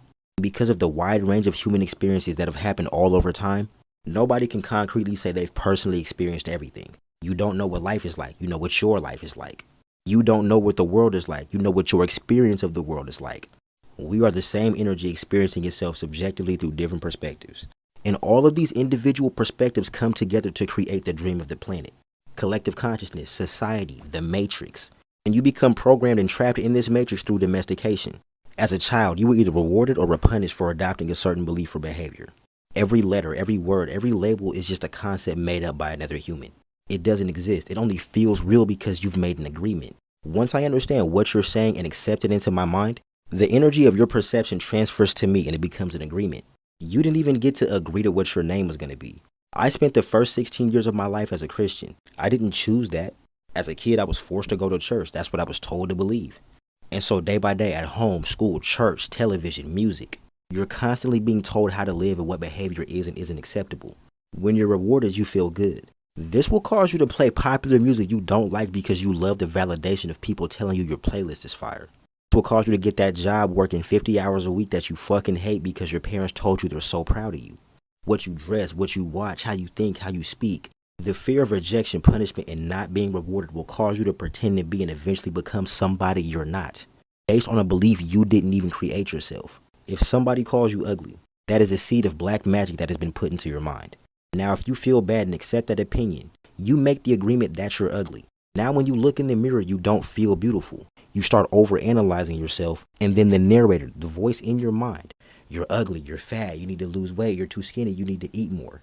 Now that voice in your head narrating your life becomes a parasite, constantly sucking the energy out of you and making you feel horrible because you allowed somebody else to domesticate you to their opinion. We have about 70,000 thoughts every day. 95% of these thoughts do not come from us. You have to go within yourself and dismantle your belief system and choose your morals, choose your values. There are 4 key agreements that if you stay consistent and commit to, will break all of the negative and self-limiting beliefs and agreements that you have within you. Domestication and agreement are just a couple of the concepts that you're going to need to understand and master yourself. I just finished these 2 books, along with the 4 agreements and a few others. Subscribe to my YouTube. Full detailed videos will be uploaded over the weekend. Hi, welcome back to Glitch in the Matrix. This is part 6. This one is very lengthy, but it's called I Fell Off a Cliff and When I Was Rescued, My Entire Reality Was Different. In February 2020, I was snowmobiling for the first time. My boyfriend at the time was driving all day and finally let me drive at the end of the trip.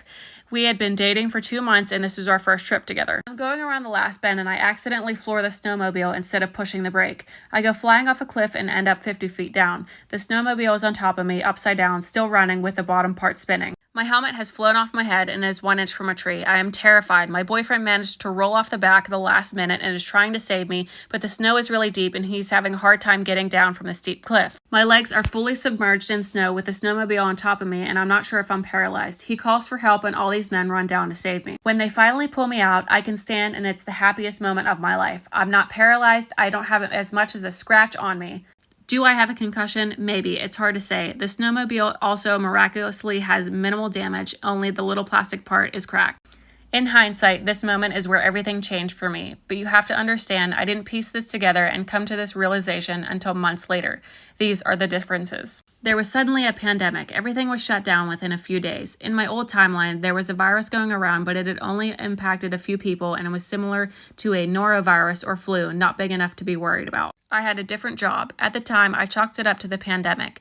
We were on the trip because I was about to start a new job. I had signed the contract and I knew what the role entailed. I was going to start the Monday after, but after the crash, I couldn't get a hold of my new boss for 9 months, and he finally told me I got the job in November, even though I had accepted in February. He also comments how I've never been into the office when he gave me a tour in January 2020 and we spent the day together. The role I'm in is completely different than the papers I signed. My loving, awesome boyfriend was physically abusive for the first time that night. He got blacked out and attacked me, choking me. He was crying the next day, and nothing like this had ever happened before. I thought he was traumatized from the crash and let it go. That was another thing that was different. I would have never let that go before. I come from a very loving childhood where my dad was my best friend always. I would have never put up with that before the crash and was shocked I did. In the old timeline, I was on a low dose of Effexor, Xanax, and blood pressure medication. I don't take any medication at all in this timeline. Over the next year, a series of weird things that don't make any sense keep happening to the point I start to feel suspicious. I all of a sudden have an incurable disease I didn't have before. I'm in pictures I have no idea what the context is. I'm wearing clothes I don't own anymore. My friends have memories of me I don't share, and I'm getting more and more depressed. Boyfriend keeps physically abusing me and I can't get out of it. I have no will to save myself. I just keep thinking, this can't be my life. This isn't my life. It just felt like I wasn't supposed to be here. And I finally look at Reddit and realize I died in the snowmobile crash, and this is an alternate timeline I'm in. I'm so sorry, I'm running out of time, but there's like so much more to the story. If you want me to do a part 2, just let me know. Glitch in the Matrix. Okay, wait right there, baby. Daddy's gonna be right back, okay? And now this.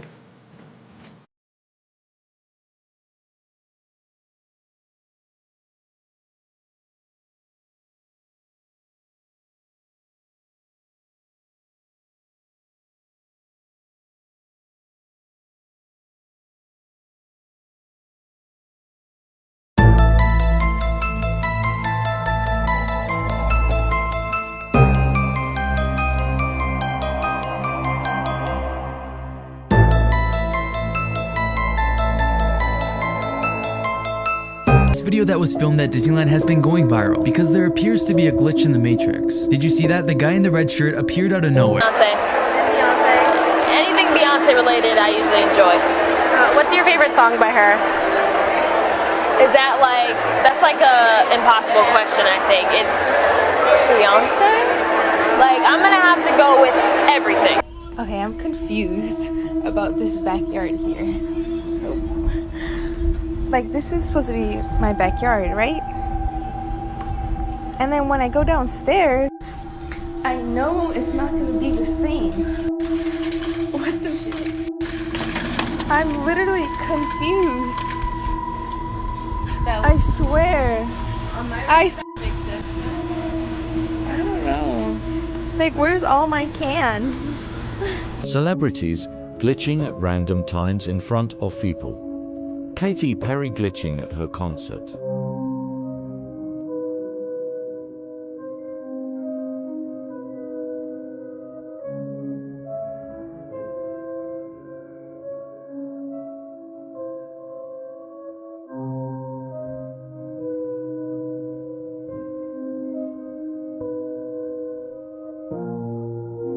Rolling her eyes in a creepy way.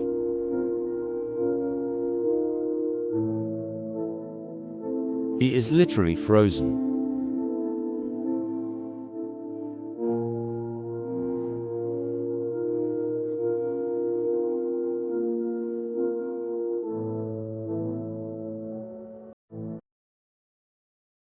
Wendy freezing up then fainting on live TV. Hillary Clinton, shaking her head uncontrollably. I'm pretty sure the Wendy Williams one, she was going through something. I'm pretty sure she was like about to pass, like having a seizure or something. I don't remember exactly what it was. And the one that interested me the most was the Katy Perry one, because we seen that earlier, and I was wondering like, why did her eye, like one eye was just like paced down, and she had to like. So we're back for episode 2 of We're Living in a Simulation. You know what else tells me that we're living in a simulation? These big, expensive car washes. You're telling me that for $5, you're going to use 100 gallons of water, and there's no one here except for me. I did pay my $5. There's a guy they're paying to fix their for $5. How many gallons of water are we using? Their electricity is on 24/7. I guess it shuts off at night. So what is this? Like a $3 to $5 million building. Water. Their water bill is probably more than my mortgage. I don't buy it. I don't buy it. It's not real. It's not real. See if we can make this work. You can see the batteries through the remote on the Oculus. So we've got an Oculus, we got a remote. Look through it. Where's the remote? There's the remote. You can see the batteries. Oh wow, you can even read that they're Rule King batteries. Not making this up. Clouds floating. Clouds. Where? That's a cloud. Look at this cloud. This is a cloud. This is a cloud. Drop over there. Estaba haciendo mis rondines nocturnos cuando me di cuenta de esto. Nuevo, aro azul. ¿Qué no se supone que ya el azul era color de Frutilupis? Ese es el antiguo. Yo recuerdo que sí había azul, güey. ¿Qué pedo? ¿Efecto Mandela?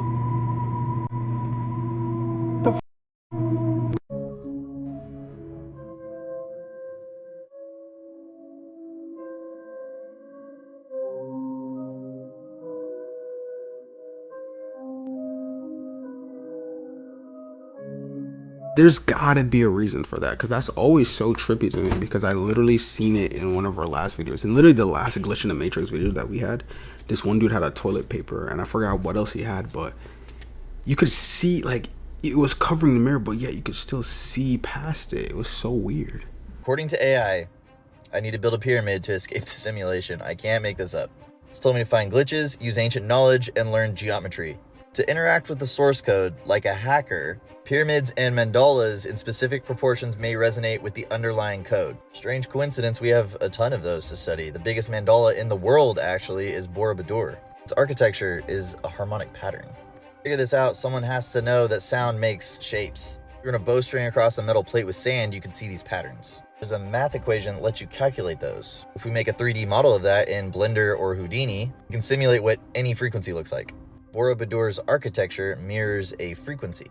This is not uncommon at all in the ancient world. Chichen Itza follows a similar frequency. How would we do that on something like a pyramid, though? Rick Draco can show you. It makes 3D models of vibration. Each layer is a pattern within the frequency. A very complex frequency assembled layer by layer may look something like Prambanan Temple. Hindu and Buddhist culture often use mandalas to represent chants, mantras, or frequencies. The fact that many ancient places share similar patterns to these mandalas may indicate that there is a resonance relationship there. No other place resonates with the source code better than the Great Pyramid of Giza. Its geometry encodes the circumference of the Earth, the length of the year, the relationship between the Earth and the Moon, at least 4 universal constants, and the speed of light, and the angle needed to view a rainbow. Corner angle is the same angle a raindrop refracts light. If you use a perfect glass sphere to illustrate this, the Great Pyramid exactly fits the refraction dimensions. If we make the height of the pyramid 1 unit of any dimension, it sets up a harmonious relationship with a perfect sphere. Which is wild, because harmony, sound, and frequency is the next point AI made, citing 432 and 528 Hz as measurements to look out for. The Great Pyramid is a reflection of Earth at that scale. The last 2 points are meditate to connect to the network. I'm gonna go out on a limb here and say it's probably the Schumann network I talked about in that video.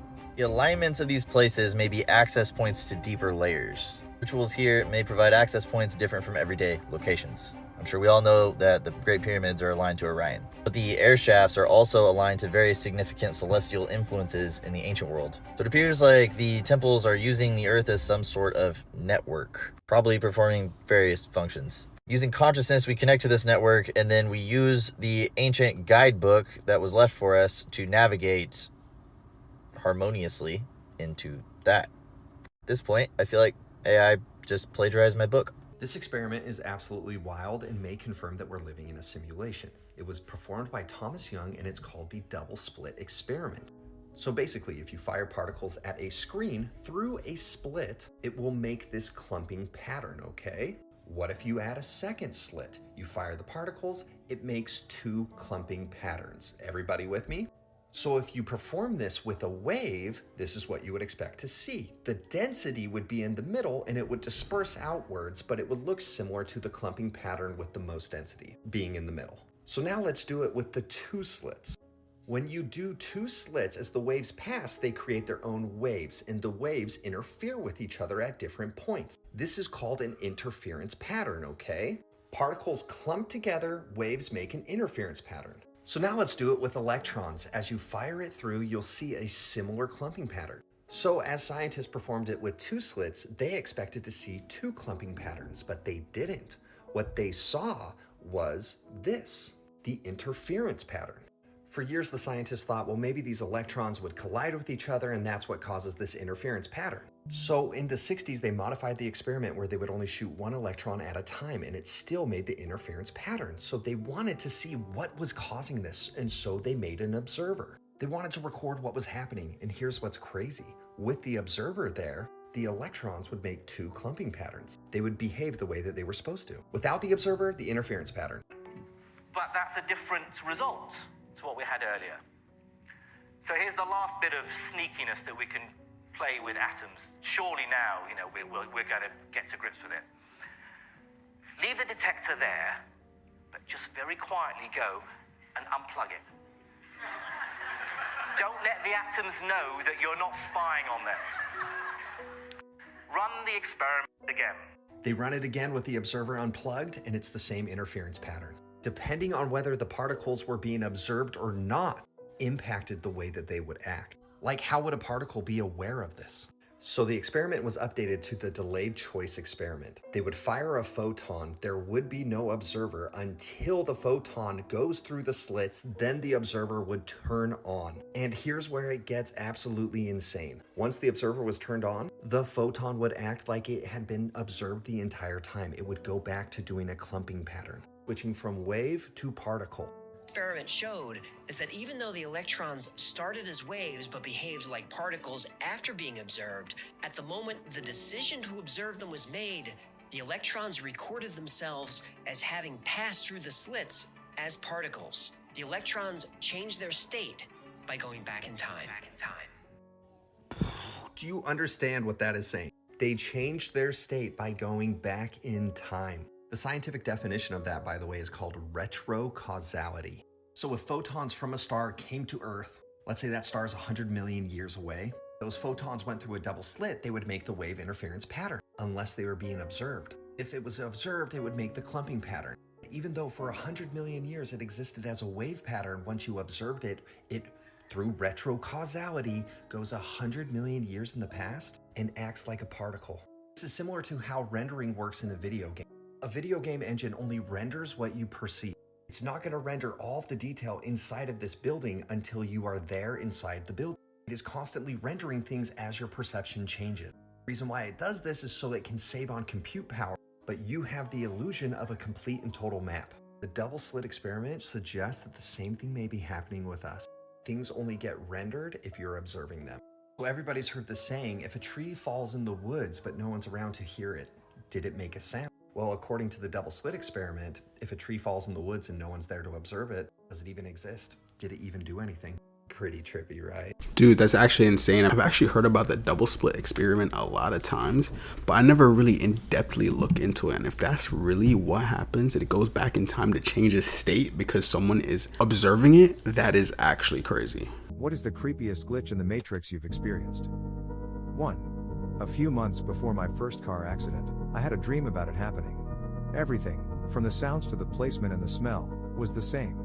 The strange part was that the girl driving had tried to get me to find a different ride because she didn't want to do any extra driving that day. After the crash, I told her about my dream, and she said she had the same one the night before, which is why she didn't want to drive. Freaky, right? 2. I was going down the stairs when I passed my brother, who was coming up. I said hi, and he sort of mumbled back. When I got downstairs and walked into the kitchen, I found him standing there. What the hell? 3. I swear to God, my mom told me my cousin died from an overdose a year before he actually did. So, when she told me the news, I replied, yeah, from an overdose, right? She was shocked that I already knew. I thought she was messing with me until she showed me the date of his death. I still can't explain that one. 4. In 1984, my father went out to get cigarettes and was never seen again. Here's a look at 10 truly bizarre glitches and paranormal experiences that have left people questioning the fabric of reality. Let's get weird. I remember once waiting in line for the bathroom. This girl got in before it was my turn. I waited 10 minutes, bladder feeling like it was going to burst. I knocked several times to ask if she was okay. No answer. Then the same girl just started waiting behind me. I bought a big tin of coffee, opened it, and poured about a third into another container I keep next to the kettle. When putting the tin away in the cupboard above, it slipped from my hands and landed upside down on the counter. I picked it up, turned it over, opened it, and it was 100% full again. Went to the bathroom at work, used the middle stall, the other two were occupied, and I would never choose the middle stall unless it was my only choice. After I finished, I somehow walked out of the third stall. When I was younger, I would walk to the school bus every morning and always pass a woman who appeared to be around 45 years old. I can't clearly recall how she was introduced in conversation with my mom and me, but she mentioned that she had once lived in the neighborhood, only to add that she had passed away years ago, making it impossible for me to have seen her every day. I'm still confused by how this could have happened.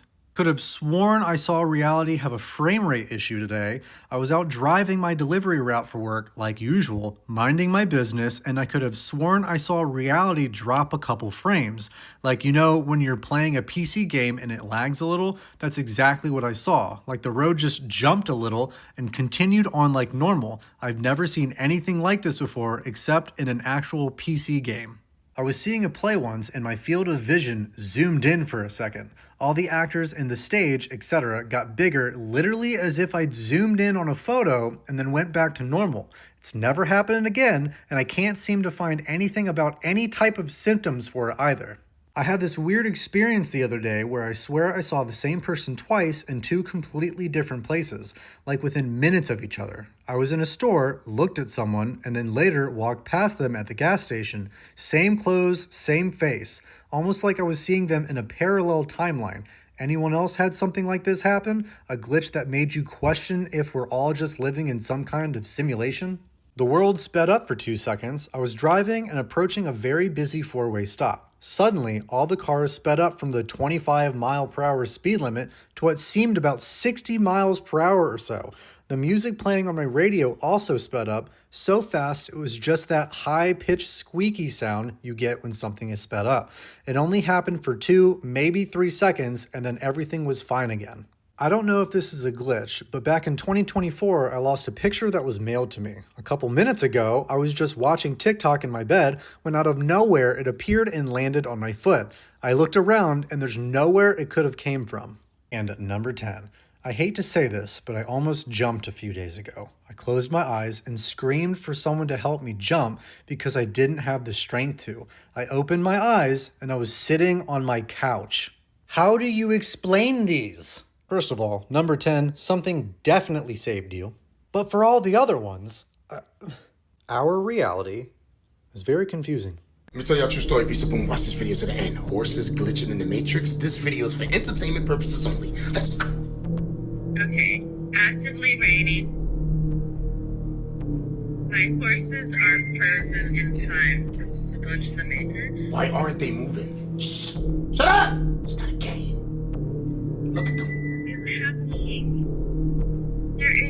For a shelter. Why didn't they go in there? What's going on with those horses? Come on! They're frozen. How? How cold is it out there? This is so weird, you guys. It's so weird. I mean, look, ghosts, they're smart over there. For real? What's the temperature? It's happening. It's not a game. No one is moving. No. Go check them out. What?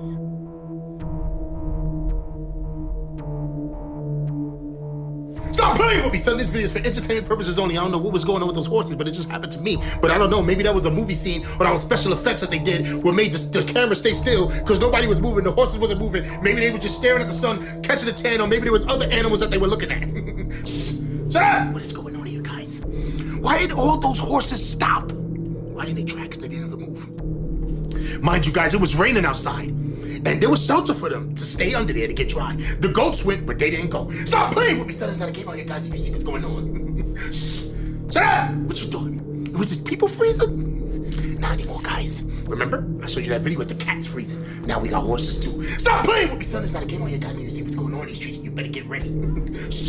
Shut up! You ever seen it before? I was driving on the highway. I looked, there was farms. Animals weren't even moving. So I thought because the car was moving, they weren't moving. But when I stopped, they weren't moving. Stop playing with me, son. It's not a game on here, guys, and I'm just playing around because animals always move because they're alive. Shut up! But I tell you one thing, if I ever see a farm full of animals and none of those animals are moving, I'm gonna do the same thing they doing to see the results. Why he kept telling me to shut up? I wasn't even talking. I mean, I don't know. I've seen the other one where the chickens weren't moving. Some people in my comments said the video was fake. Some people said the chicken saw a predator, so that's why I wasn't moving. I couldn't tell you, dude. I could not tell you. Or maybe it's just a glitch in the matrix. I think I saw my grandma one time after she died. This is my grandma Susan. She died June 22nd of 2022. You can see she was very specific looking. She wasn't your typical grandma. She most often in her later years of life had pink hair, specifically this color, because she was a breast cancer survivor and pink was just her token favorite color. She drove a pink car for years and years and years. Everything around her house, like pink was her color. Pink and purple were her colors. So most often in her later years of life, if you saw her, she was rocking pink hair. This was the vehicle that she drove after she got rid of that pink car. She drove this the last, I don't really know, five years of her life, maybe. For reference, here's where she says, I found an old comment on a post that she made about this car that she drives a blue Ford Focus, just for proof. I saw this woman outside of Walmart on October 19th, 2022, and I was so stunned by it that I had to stop and take a picture of it. Blue Ford Focus. Woman with pink hair. We live in a small area. I don't know any other women that have ever colored their hair the way that she does. Here's a closer picture of that encounter for reference.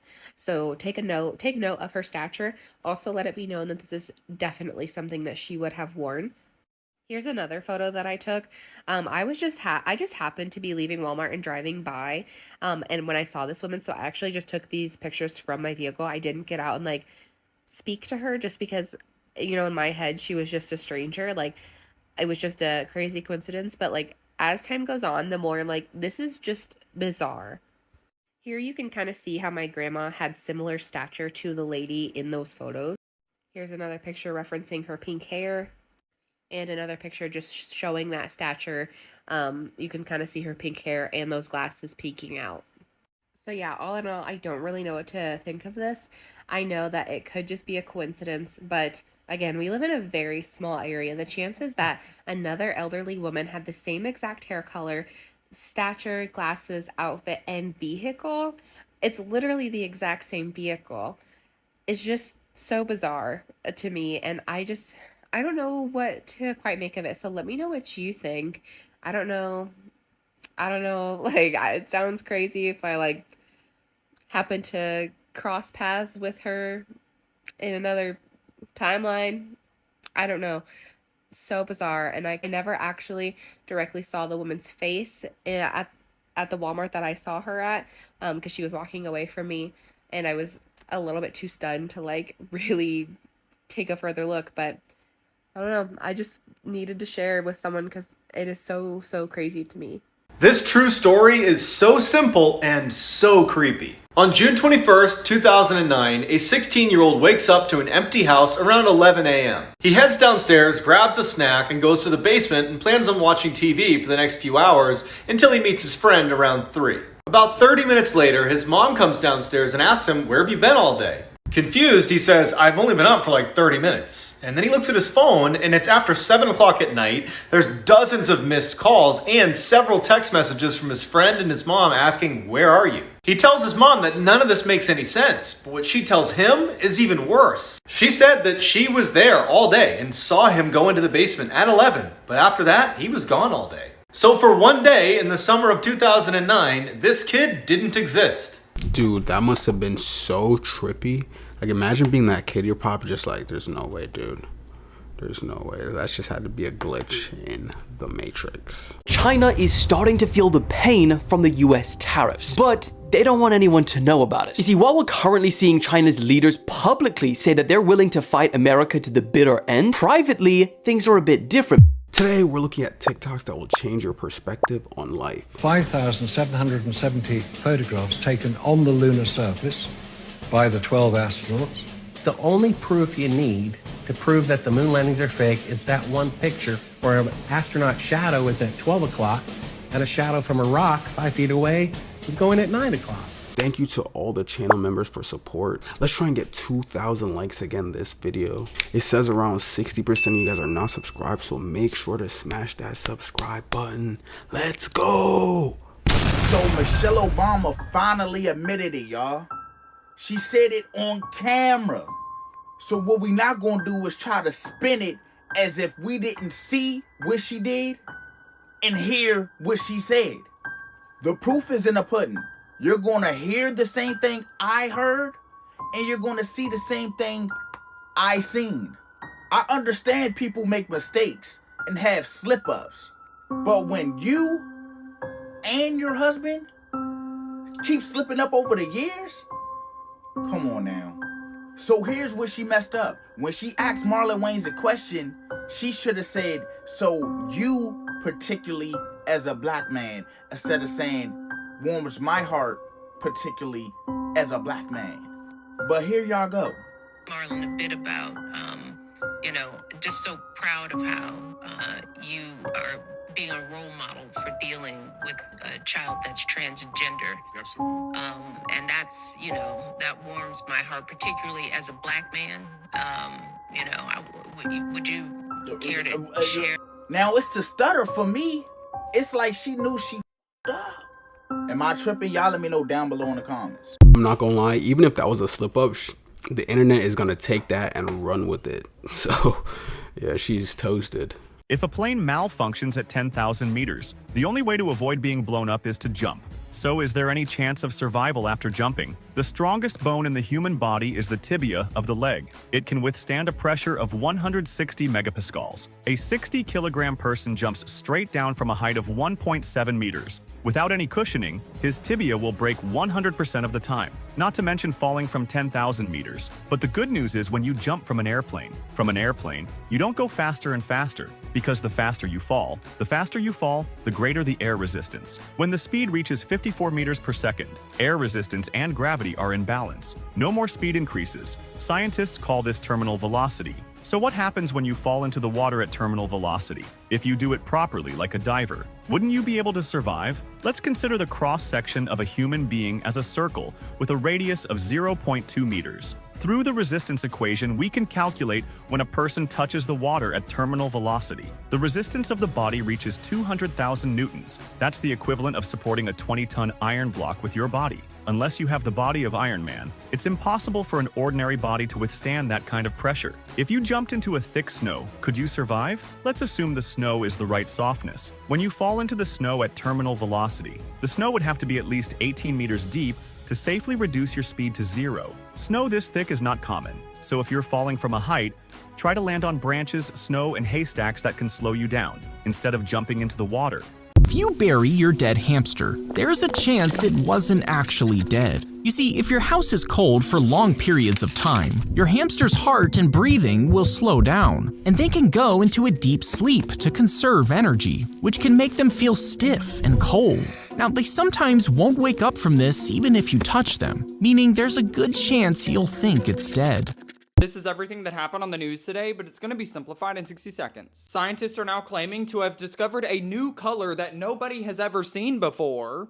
Okay. So basically, this brand new color is called aloe, and you can only see it by using lasers to target a specific retinal cell known as an M cone in your eyeball. Only 5 people have been able to see this color so far by doing these tests, and they're claiming it's the most vibrant and most colorful color they've ever seen. If anybody cares about this, Sonic is now going to be giving away $1 burgers for the entire week. Also, a fun fact for everybody, I used to work at Sonic back in high school, and it was genuinely one of my favorite jobs ever because I really enjoyed making all of the drinks.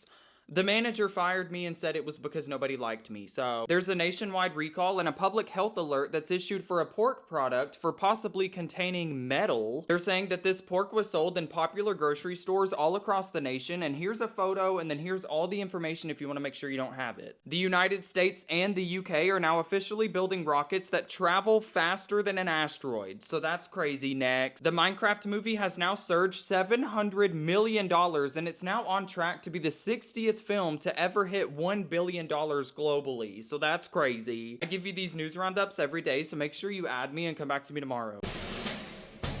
There were 5,770 photographs taken on the lunar surface by the 12 astronauts. The only proof you need to prove that the moon landings are fake is that one picture where an astronaut shadow is at 12 o'clock and a shadow from a rock 5 feet away is going at 9 o'clock. That's impossible to happen in sunlight. From an analytical standpoint, photographic anomalies have to be sought out with an understanding of lighting and shadows. The most straightforward is simple. When objects are lit solely by the sun, as all the scenes on the moon were said to be, after all, lighting equipment was not only impractical, it was unnecessary in bright sunlight, then all shadows, regardless of the landscape, will run parallel with one another and never intersect, as shown by this example. In these seldom seen photographs, obtained from a rarely used auxiliary NASA archival site, it is clear that these scenes were lit with artificial light.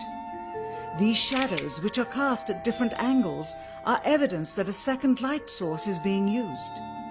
In addition, the sun would not cause an isolated hotspot like this, only an artificial light would.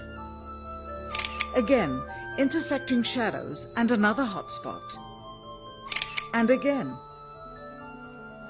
And again. It is simply impossible for this picture to have been taken with sunlight on the moon. Here, the shadows are shown to be as black as pitch. And yet here, completely in a shadow, the astronaut is lit up like a Christmas tree. How can this be? Or this, on the shadow side of the lunar module. In this magnification of an Apollo photograph, a rock, very likely a papier-mâché prop because of the crease here, is categorized with the letter C. In later releases of the same picture, the letter is gone, probably airbrushed out. Here, a crosshair, which was burned directly into the image from the film plate, and thus should always appear on top of the objects in the photograph, appears behind the object in this scene, clearly revealing a composite of 2 pictures into one. Someone apparently forgot to create a burn crater underneath the lunar module's 10,000-pound thrust engine, despite the fact that during ground tests there was a real concern for the vehicle falling into the hole the engine created as it descended. At this point, social media has 100% convinced me that the moon landing is probably fake, I'm not gonna lie. Let me know what you guys think about it in the comments. Ooh, the accidental save reload. You walk into a cafe, the clatter of a tray, the low hum of conversation, the barista calling out an order, a name you already know before she says it, a black cat dashes past your legs, and then it hits you. You have seen this before. Exactly this. You don't just recognize the moment, you remember what happens next. The man at the window will check his watch, the woman at the counter will drop her keys. In 10 seconds the door will swing open, but you already know who's coming through. Science says deja vu is a glitch, a brain misfire, a small processing error where your mind accidentally flags the present as a past memory. And if deja vu is just a brain error, why does it feel so eerily accurate? Some believe deja vu isn't a glitch at all. It's proof that time isn't linear, that you've lived this moment before, that maybe you are in a loop. Or worse, you've died in another timeline. And if that's true, how many times have you already been here? Mandela Effect. Reality patches while you're AFK. Let's do a test. Does Pikachu have a black tip on his tail? Think carefully. You've seen Pikachu 1,000 times. On cards and games and movies. You know what he looks like. So yes or no? If you said yes, congratulations. You've just experienced the Mandela Effect. Pikachu has never had a black tip on his tail. Not in the games, not in the anime, not anywhere. And yet, millions of people swear he did. Alright, let's try another one. Does the Monopoly man wear a monocle?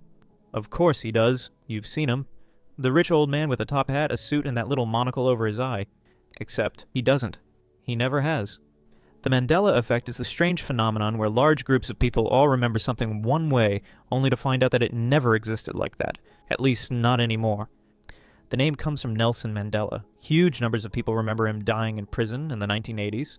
They recall watching the funeral on TV, seeing the headlines, even discussing it in school. Except that never happened.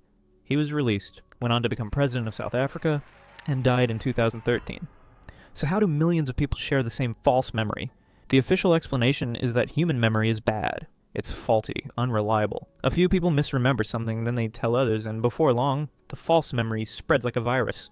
If so many people remember things one way, but history says otherwise, what if history changed? What if these are updates to reality, small server-side patches that overwrite the past, but leave behind a few glitches? What if you just didn't get the update? Some believe this is proof that we're shifting between alternate timelines, that every so often we move into a slightly different version of reality, but our memories don't fully sync. Others think this is just bad maintenance. Reality gets patched, but the developers missed a few details. Either way, if you ever notice something changing that shouldn't be able to change, it's already too late. Missing time. The desync error. It's 3:02 p.m. You blink. Now it's 3:47 p.m. You didn't move. You didn't check your phone. You weren't distracted. But somehow 45 minutes have disappeared. The official term is highway hypnosis. When your brain zones out and drives on autopilot. It happens on long, repetitive roads.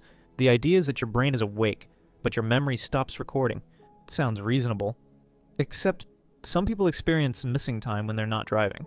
They'll be sitting at home watching TV, and suddenly it's night. A person cleaning their kitchen looks up at the clock and finds an hour missing. Some say it happens when they're mid-conversation. They'll be talking to a friend, and suddenly the other person is looking at them weird, like they just stopped talking for 5 minutes. Some people say that during missing time, they get the feeling that something else was happening, but they just aren't supposed to remember. It's like someone edited the footage, trimmed down the timeline, removed the parts that didn't make the cut. Things we were never meant to see. Bystander effect. When NPCs refuse to trigger the next event. You're walking down a busy street. A person collapses. They hit the ground completely unconscious. A crowd starts forming and nobody moves. You wait for someone to help. Maybe a doctor, maybe a good Samaritan. But instead, everyone just stands there watching. That's the bystander effect. A bizarre glitch where the more people there are, the less likely anyone is to do something. Because everyone assumes someone else will take action. But because everyone assumes that, nobody does. And it gets weirder. There are cases where entire groups of people have just stood there watching something horrible happen even when it would have been extremely easy to help. A person choking in a restaurant, a woman being attacked in broad daylight, even a drowning child. Nobody wants to be the first to move. Nobody wants to take responsibility. It's like they're all stuck in an idle animation waiting for a main character interaction. And what if, just for a second, we consider the possibility that this isn't just human psychology? What if some people really do function like NPCs? What if some only activate when they're directly prompted? And if that's true, then the next time you're in a crowd, look around. Is everyone really playing the same game as you?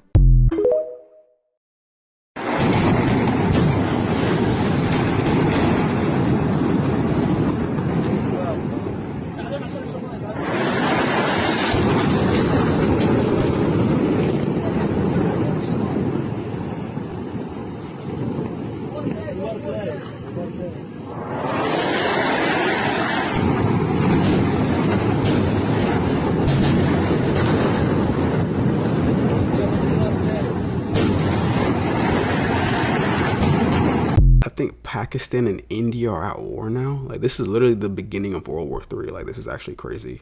Hopefully we don't get that far, but by the looks of it, we're like edging towards World War III. Maybe someone watch this video to the end. What is this guy talking about? This video is for entertainment purposes only. Let's go. Let me show you all this video I just took. This is for entertainment purposes only. Exactly. Come on. Alright guys, this sun right here is 93 million miles away. It is. Look how close I can zoom in on it. How? This is with the Nikon P900. Okay. It's a good camera. Shh. It's not a game. Get ready. 93 million miles away. 93 million miles away? That's far. Come on! I don't know, does that look like a burning ball of fire to you? It does. 93 million miles away? I don't think so. Shh! Shut up! Now, I don't know how far the sun is. You know why? Because I don't think about that when I wake up in the morning.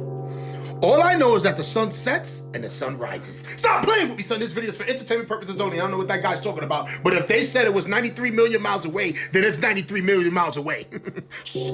Shut up! Listen, bro. Where did you get that camera from, actually? Shh. Shut up! That was a good camera. What kind of lens is that? Stop playing with me, son. It's not a camera here, guys, and you know what time is it. The sun is real far away. And it's real hot. You can't go that close to it, bro. Who told you you can? Shut up! Listen, we shouldn't be worried about things like that. The sun set, the sun rises. Stop playing with me, son. It's not a game out here, guys, and you know what time is it. But I tell you one thing, if somebody ever tells me that the sun is 93 million miles away, it is, bro. You're right. Well, I don't know if you are.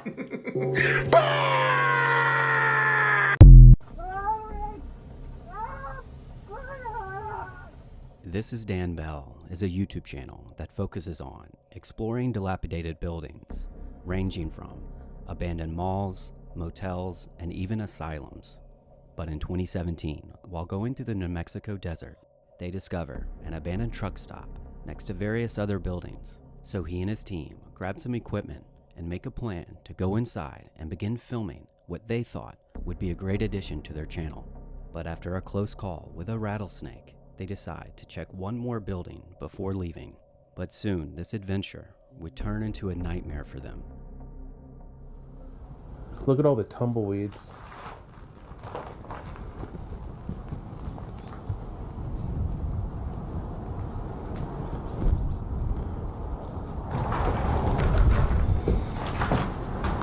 There's wood floors.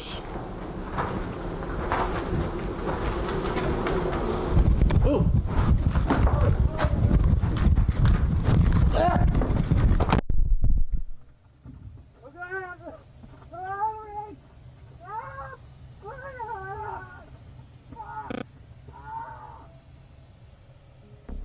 You see, walking into this building, they actually stumbled into the territory of the Africanized honeybee, otherwise known as the killer bee.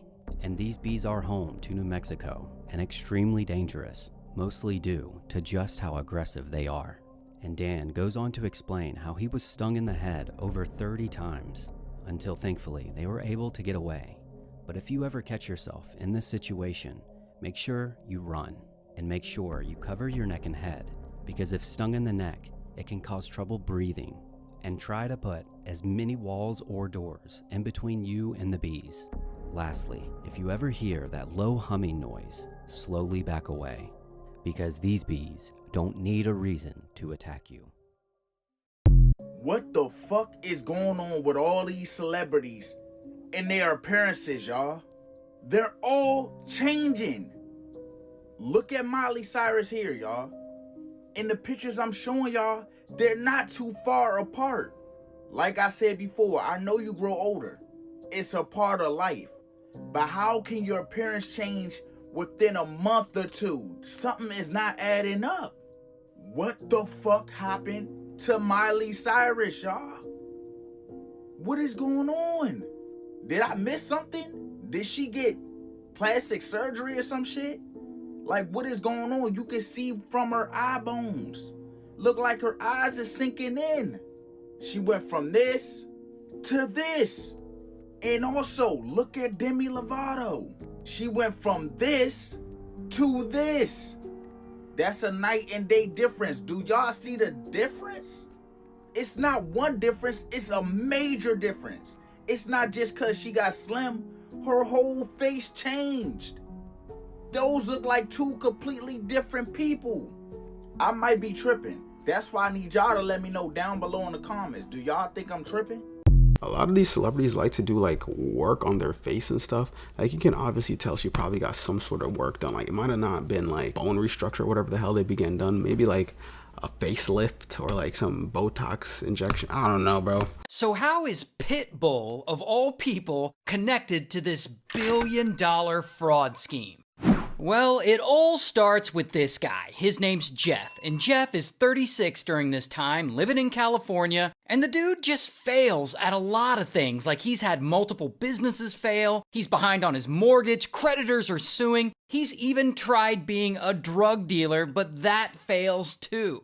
But then, one day in 2008, he's talking to his neighbor about solar panels, and through that conversation, he gets a legitimately good idea. What if he could bolt the solar panels to a trailer, so you'd have like a mobile power source? It would look like this, just a trailer with solar panels on it. And so he builds it using information he found on Google. And he creates a generator that's just a trailer with solar panels attached, and he applies for a patent. Like, this could be a billion-dollar idea. Here's the problem with this billion-dollar idea, though. Jeff, the ex-meth addict, doesn't really know what he's doing. He builds this mobile generator thing and, it looks good, but it only kinda works sometimes. Like they break down all the time if you can even get them working at all. But whatever, that isn't gonna stop him. He starts a company called DC Solar. He is gonna sell these things. And so he gets a business loan and he hires a company to market his invention. And all this works and he starts to get a bit of traction. A couple of years later, in 2010, Jeff finally hits the jackpot. He discovers something that's going to change his entire business. A few years before this, the Bush administration had enacted a program that gives big tax credits to big corporations who invest in green energy, aka solar power and stuff. So Jeff creates a business model that allows these companies to invest in the generators he built so that they can get a tax break. And big corporations, they're greedy as hell. Like, they don't care that his janky-ass generators barely function. They just want to purchase or lease them so that the government will give them a tax credit. What that means is Jeff can continue to make a subpar product that barely works and make a ton of money off of it. And that's exactly what he does. And he gets a bunch of contracts going. And by 2011, he gets a life-changing deal. Sherwin-Williams, the huge paint company, leases $29 million worth of generators from him. And again, they don't even want the generators, they just want the tax credit. So Jeff, he doesn't have to do shit, and he just made $29 million. Now at this point, he could use some of this new money to go out and hire like a bunch of engineers to make his generators actually function. But, of course, he's not gonna do that. Instead, he goes and spends the money on some dumb shit. But we'll get to that. Now, as part of his deal with Sherwin-Williams, they get to inspect the generators for quality, which Jeff's generators, they're not gonna pass inspection. Come on, they suck. So he pulls this whole scheme where he tells his team to put the working generators at the front of the line, and they put the busted-ass ones that don't work at the back of the line. So that when Sherwin-Williams inspects them, it looks like they all work great. But whatever, all these companies want is the tax credit anyway, so no one suspects Jeff is doing anything shady, and he's gonna coast on this success for a while. But here's the thing though, all this money he's making, it ends up not being enough. His shady-ass business is gonna crash unless he gets more.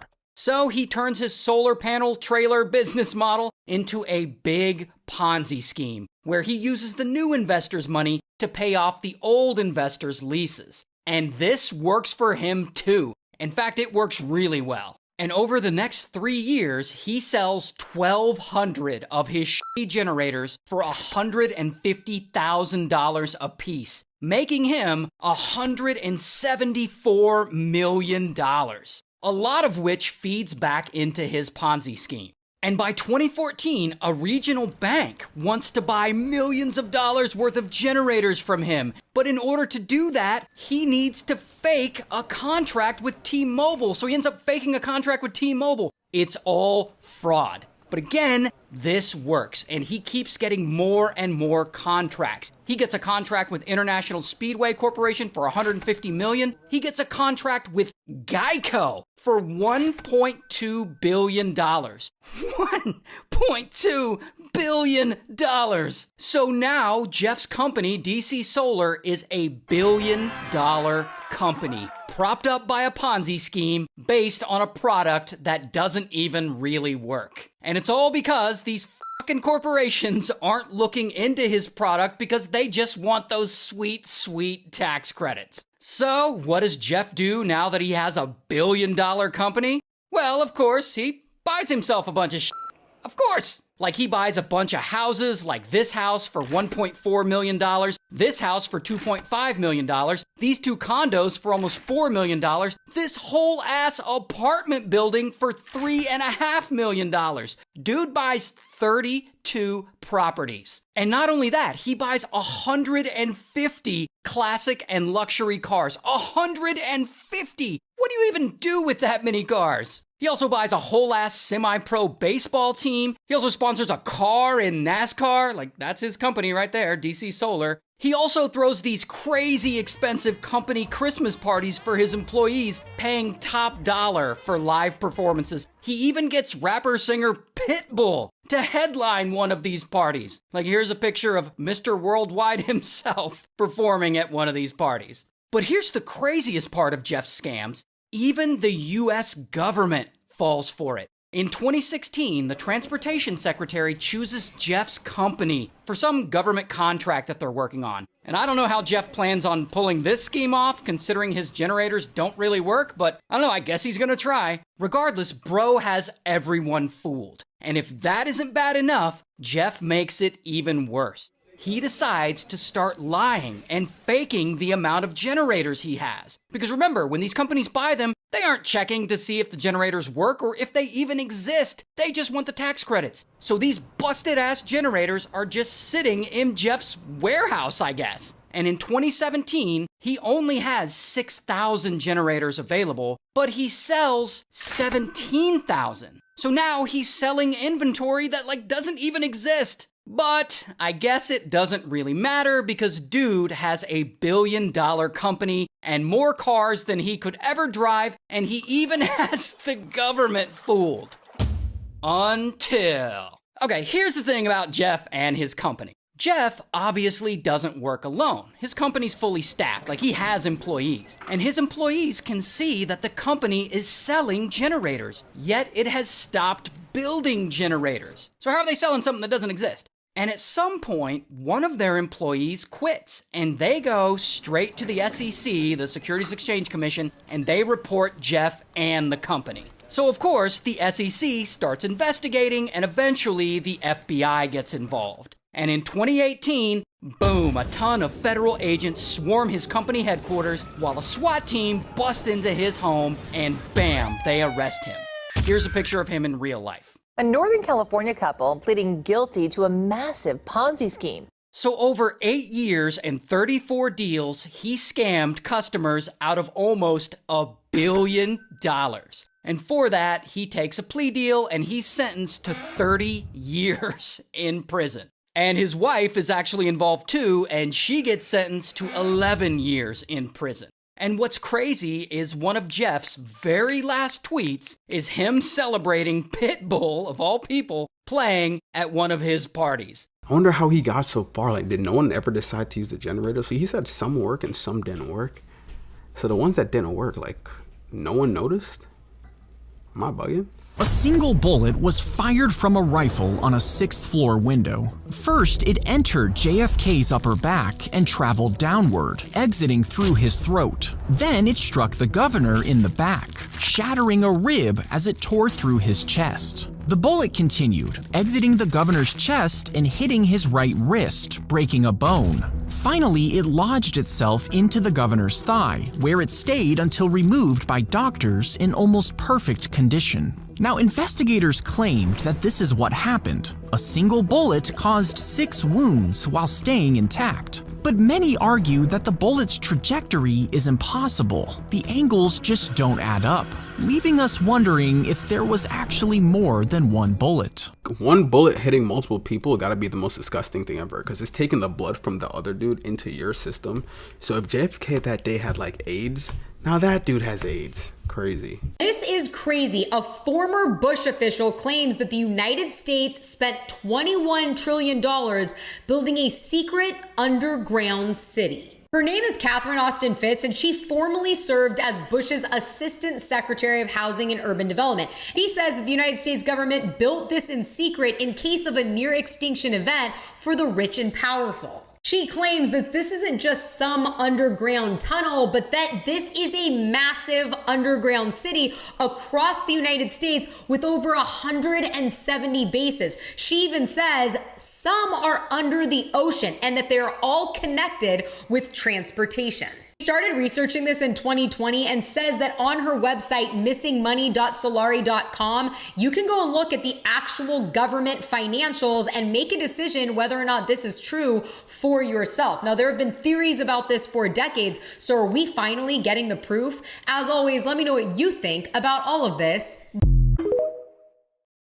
We need to talk about what the fuck is happening right now. This isn't just some headlines, y'all.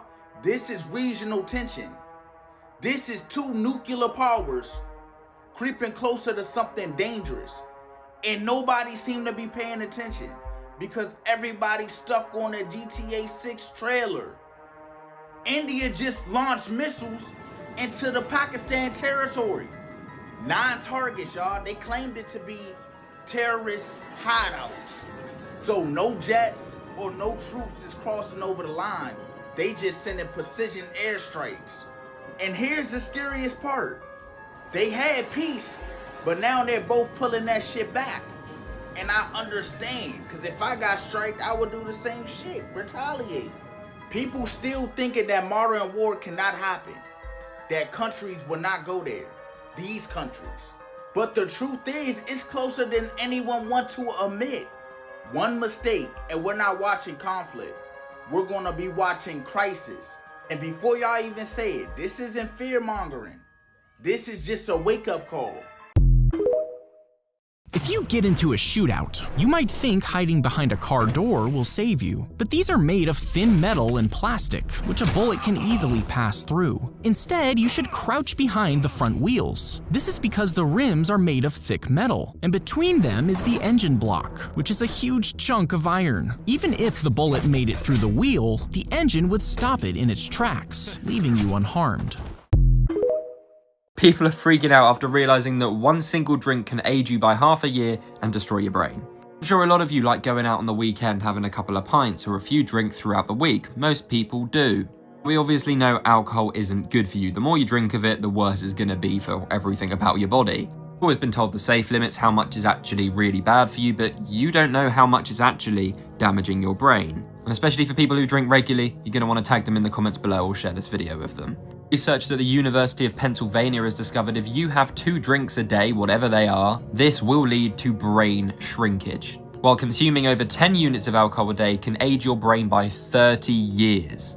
So what researchers are saying now is that what this evidence has shown is if you have 1 pint of beer every single day, it will shrink the brain and have the equivalent of aging half a year. Now, of course, if we look into this a bit deeper, you'd have to be drinking a lot of beer. I'm sure this wouldn't happen overnight. I'm talking you would have to be drinking a pint a day every single day for probably 50, 60 years for it to potentially have an impact. So I wouldn't worry too much, but when you're thinking about having that final drink of the night, maybe don't. This is a true story. One day, a young couple was walking next to a river. Suddenly, the girl slipped and fell into the water. In a panic, he dove in after her, desperate to save her. As he swam deeper, he felt something wrap around his feet. He assumed it was lake weeds. Struggling wildly, he managed to break free and made his way back to shore. But when he looked around, she was gone. Crushed with guilt, he left the lake that day, unable to forgive himself for not saving her. Years passed, but the memory never left him. One day, he returned to that same lake. There, he saw an old man quietly fishing. Curious, he approached and asked, "How can you fish here? When I was here years ago, the lake was filled with thick plants." The old man looked up and said calmly, "I've been fishing here for decades, and I've never seen a single plant in this lake." In that moment, the man froze. The truth hit him like a wave. What he thought had been plants was her hair. She hadn't been trapped. She had been holding on to him, reaching for help. And in his panic, he let her go. Overcome with guilt, he collapsed on the shore, finally understanding the tragic mistake that haunted him all these years. This is wild. 5 people just crashed into an alligator-infested swamp in the frickin' Amazon. And after surviving the crash and getting on top of their small plane which had flipped over, they kinda couldn't go anywhere. Because not only was this lake full of alligators, but they also could see an anaconda and other deadly creatures in the water. Their only hope was just to stand there and hope to get rescued, which they did for the next 2 days straight while the alligators surrounded them day and night and came within meters of their legs. And luckily, after 36 hours of standing on this plane, the 3 women, child and pilot, were spotted by a local fisherman who quickly contacted emergency rescue crews. The pilot said that he believes that petrol leaking from the plane kept the predators at bay, but that they were so tired of standing, if they had to spend another night there, they wouldn't have survived. Nah, standing for that long is treacherous. Gladly they're safe. That reminded me of my trip that I took to Florida's most dangerous Everglades. If you guys haven't seen that video, I'm going to try to link it here if you're on a laptop or a phone. But if you don't see the pop-up, I'm gonna just link it in the comments. So check it out. It was like a really nice vlog. Terrifying moment a humanoid robot woke up and attacked humans inside a factory. CCTV shows the robot seemed to suddenly become aware of its surroundings and tries to break free from its restraints. It raises its arms in the air and brings them down with increasing speed and violence, appearing to move towards the 2 men. The dystopian clip ends with the handlers attempting to shut the robot down. China is starting to feel the pain from the US tariffs, but they don't want anyone to know about it. You see, while we're currently seeing China's leaders publicly say that they're willing to fight America to the bitter end, privately, things are a bit different because Reuters is now reporting that Chinese companies importing US goods are being contacted by Chinese authorities to let them know that they don't actually have to pay those 125% tariffs they placed on America. Just some of the tariff exemptions that they're quietly making include US pharmaceuticals, microchips, ethane, and aircraft engines. We're even seeing the return of gray routing, because some Chinese exporters are now shipping their products to other countries like Malaysia or Thailand, relabeling them, and then forwarding them to the US to avoid those tariffs. And keep in mind, China has around 20 million workers involved in US-bound exports alone. And that is going to be painful because official data showed on Wednesday that Chinese factory activity has plummeted in April. This has resulted in a significant increase in worker protests, factories are closing down, and some employees' wages are not getting paid. And remember, China previously said, "We have no need to talk to the United States"? Well, in the last couple of days, they've slightly changed their tone, saying that they are evaluating a US offer to engage in trade negotiations. Ever wondered how steroids actually work? No, they don't just magically make you stronger. Instead, here's what actually happens inside your body. Anabolic steroids mimic testosterone, the hormone responsible for muscle growth. Once in your bloodstream, they bind to muscle cells, telling them to grow faster and repair quicker. The result? Bigger, stronger muscles in a fraction of the time. But there's a catch, which is that steroids disrupt your body's natural balance, leading to acne, aggression, and even organ damage. That's why doctors only prescribe them for medical reasons, not for bodybuilding. My biggest compliment I've ever received is that people think that I'm on steroids. I'm not on steroids. I'm just like, you know what I'm saying? Just naturally. Thank y'all for watching, man. If you guys like this video, check out this video. YouTube said you guys would really like this one, so check it out. Bye-bye.